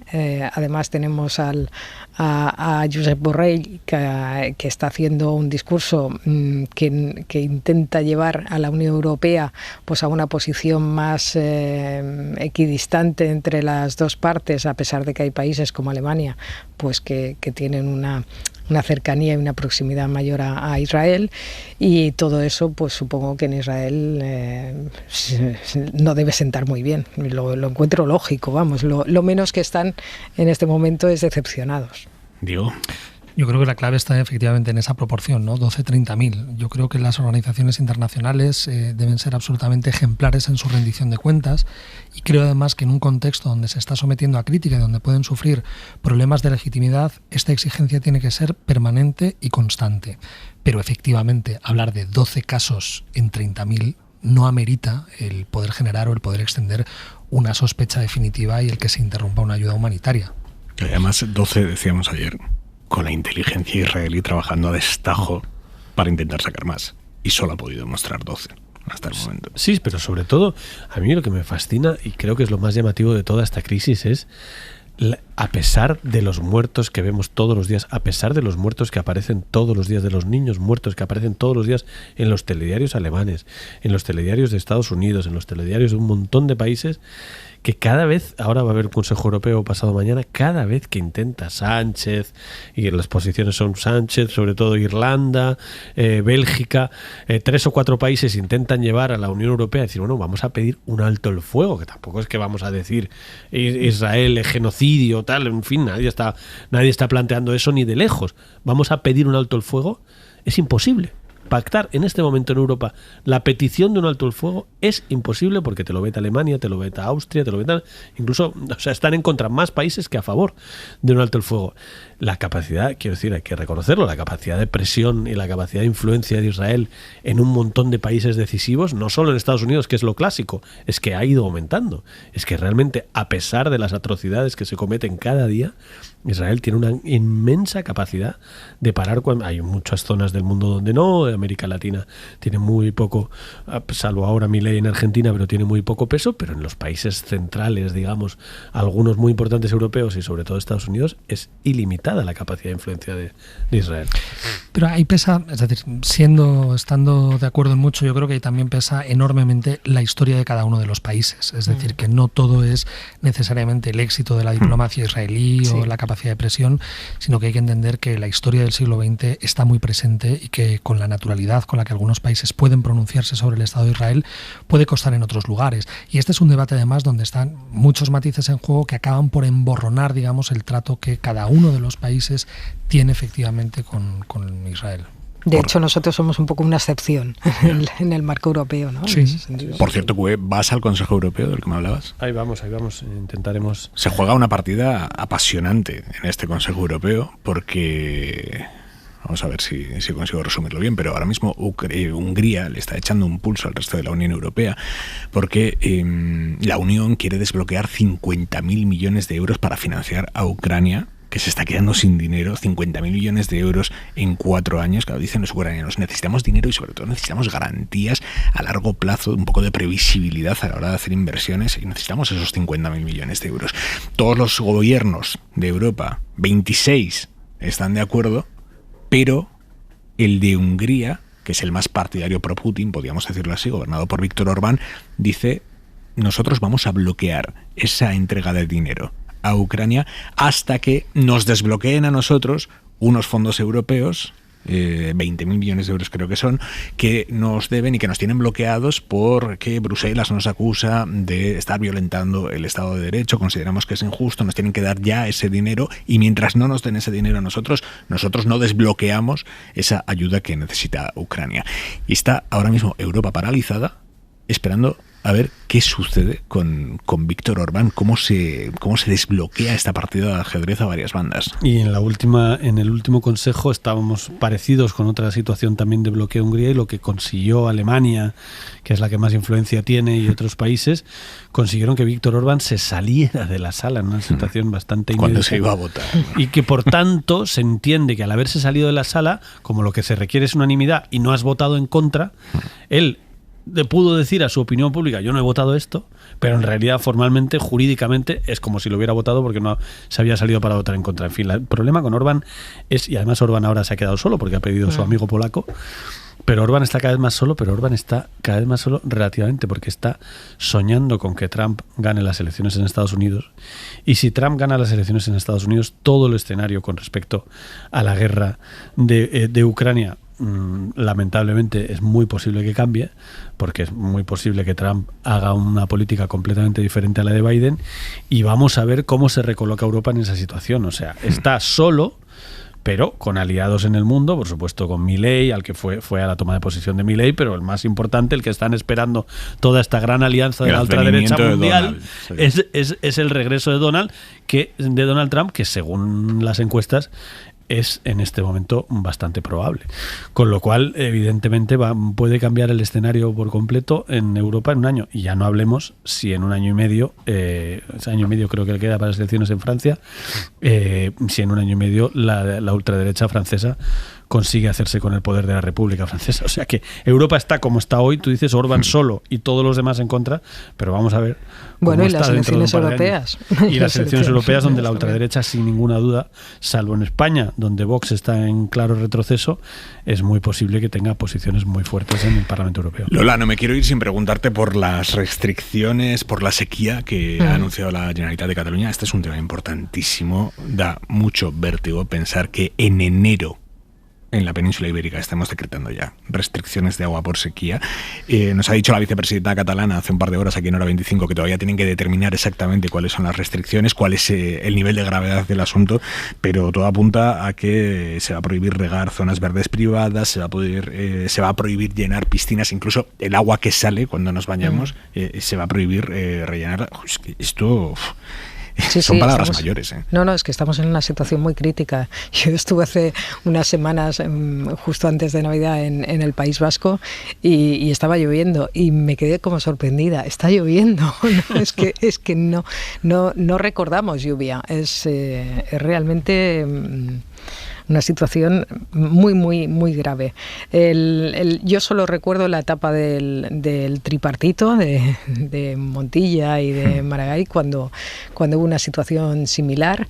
En aquel entonces salió de aquella tremenda sequía una desalinizadora, que es la que ha permitido que más o menos hayamos aguantado un poco más esta vez, pero también salió, y hubo mucha polémica, un mini trasvase del Ebro, que finalmente no se hizo porque el conseller entonces de Iniciativa por Cataluña, Francesc Baltasar, se fue, es muy recordado aquí, se fue a rezarle a la Moreneta, a Montserrat, a decirle que él era ateo, pero que por favor que lloviera. Y llovió. Y llovió en mayo. En mayo, cuando estaban empezando las obras de ese mini trasvase, que es una tubería que llevaría el agua desde el Ebro hasta la conexión que suministra a Barcelona y al área metropolitana, cuando estaban empezando las obras empezó a llover. Y decidió olvidarse, separaron las obras. Son unas obras que en realidad es una tubería que en realidad son 6 meses de obras, no es mucho, pero que conllevan un gran rechazo en la zona del Ebro. Un rechazo popular de esa gente, y entonces prefirieron ahorrarse ese desgaste político, ¿no? Y volvemos a estar en las mismas, o sea que no sé cómo nos vamos a salir esta vez, porque de momento el gobierno de Cataluña no quiere hacer esa obra, y además paradójicamente no ves a Aragonés yendo a la Moreneta. Bueno, no sé, es que además paradójicamente tú que eres del norte, creo que en el norte ha llovido muchísimo y que en Aragón el pantano de Mequinenza estaba echando agua, o sea, desenvasando, ¿no? Porque sobraba agua, ¿no? Yo no sé, la verdad sí ha llovido. Yo, toda mi vida me parece que en el norte ha llovido muchísimo. A mí me encanta la lluvia. No vas por allí mucho. No, sí, pero siempre como llueve es fantástico. Carrocho. No, la cuestión de la sequía es otro ejemplo más que yo creo que nos explicita cómo la solidaridad entre territorios es imprescindible. Es decir, que las comunidades políticas... Es muy difícil hacer de entender a la gente esto, aunque parezca, perdona que te interrumpa, porque es que provoca unas reacciones en contra impresionantes. pero que claro, porque la premisa es que efectivamente para que quien más tiene pueda dar a quien menos tiene, quien más tiene tiene que perder algo. Entonces la premisa de que una comunidad política descansa sobre el hecho de que hay que compartir la mala suerte, esa enseñanza, esa premisa, yo creo que nos hace mucha falta. Punto y 25. Joaquín Estefanía. En la nave no va. La legislatura encalla un poco más después de la votación de hoy sobre la ley de amnistía. Los patriotas de Ferrat, que se han manifestado en los últimos meses con estridencia para detenerla, se han encontrado sorpresivamente con un nuevo héroe impensado por ellos, Junts. El transcurso de lo sucedido evoca una de las últimas películas de Fellini, la decadente En la nave va. Recuerden, un barco que navega para enterrar a una cantante de ópera ha de detener su singladura porque debe detenerse con el objetivo de salvar a un grupo de refugiados serbios que han huido de la guerra y que se encuentran perdidos en el mar. Ello cambia todo el guión. La sesión tuvo otra característica principal. Emergió con nombre y apellidos en el Parlamento el elefante que llevaba tiempo barritando.